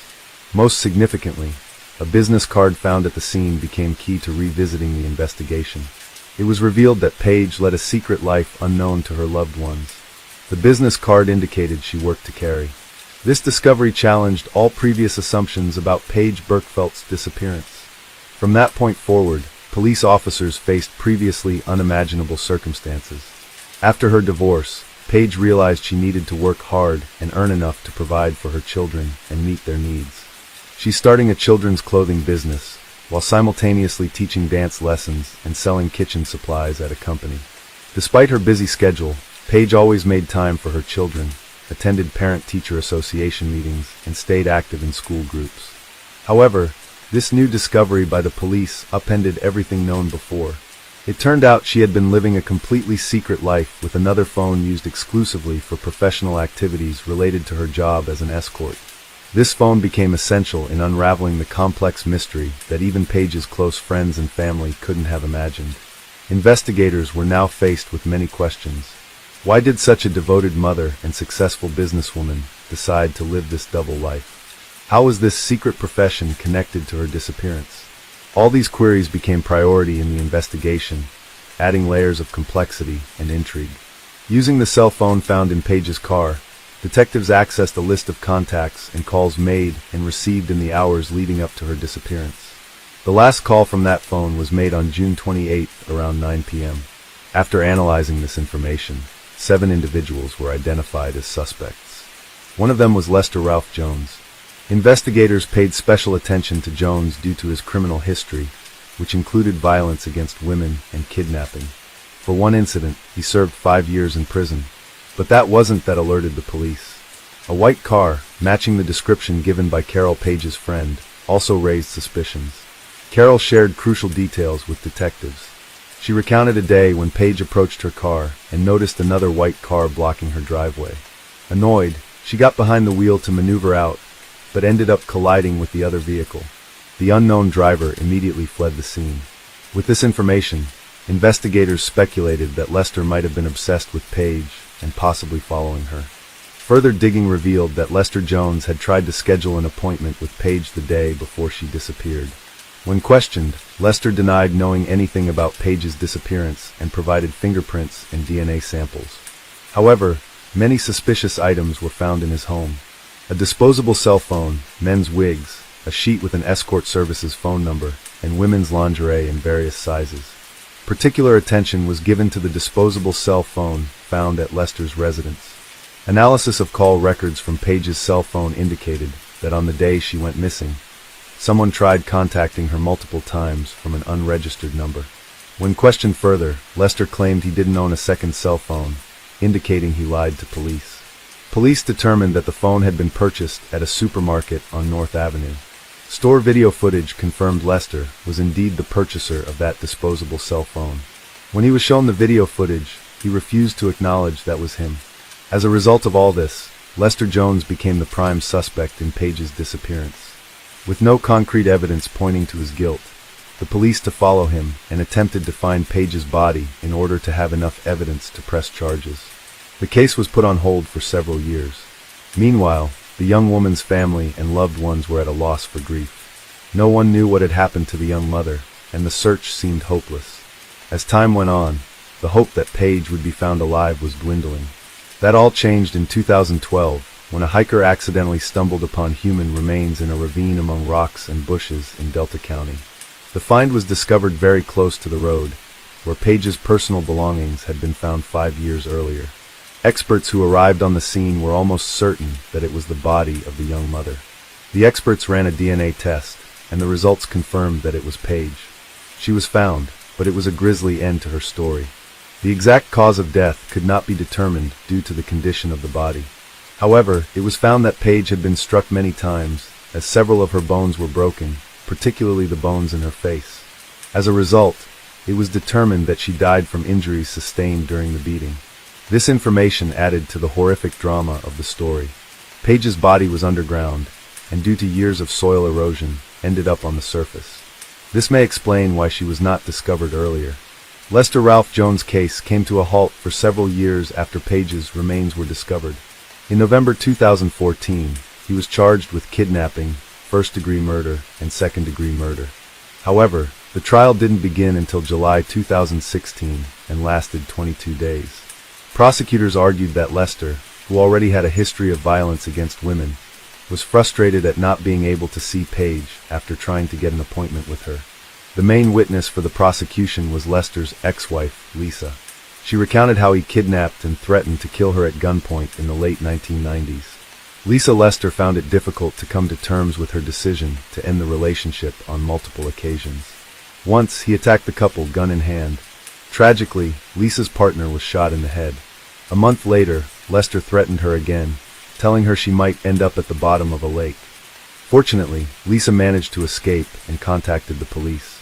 This led to Lester's arrest on charges of kidnapping and assault. Lester's defense attorneys contended that the police had detained an innocent man. They suggested that other clients of Paige could have had motives for the crime. However, they did not present convincing evidence linking others to the murder. Lester's current spouse also testified before the jury. Despite knowing he used an escort service, she did not abandon him because of her faith. Nonetheless, she didn't provide him an alibi, and even identified him from a surveillance video at a supermarket where he bought a disposable phone on September 9, 2016. The jury couldn't reach a unanimous verdict in the first trial, leading it to be declared a mistrial. However, the district attorney was firm in believing Lester's guilt and didn't give up. Over several days, he diligently re-examined all evidence. On November 21, 2016, after thoroughly reviewing all of it, the jury reached a verdict. Lester was found guilty of all charges related to Paige's death. The judge sentenced him to life in prison without parole. Although the defense appealed this sentence, an appeals court panel upheld it in June 2022 and confirmed Lester's guilt. Paige's final farewell took place on April 28, 2012. Her obituary described her as a beautiful and radiant woman whose smile could be compared to the sun. Her tragic loss deeply affected her family and friends. Her 3 children were orphaned and lost their main support and encouragement. Paige's case drew public attention and lasted many years. Nevertheless, law enforcement and relatives persevered tirelessly until justice was finally served. Lester Ralph Jones was found guilty and sentenced to life in prison without parole. Now he won't be able to harm anyone else. Paige's story underscores why it's vital to fight for justice, regardless of how long it takes or how much effort is required. Her memory will forever linger in the hearts of those who knew and loved her.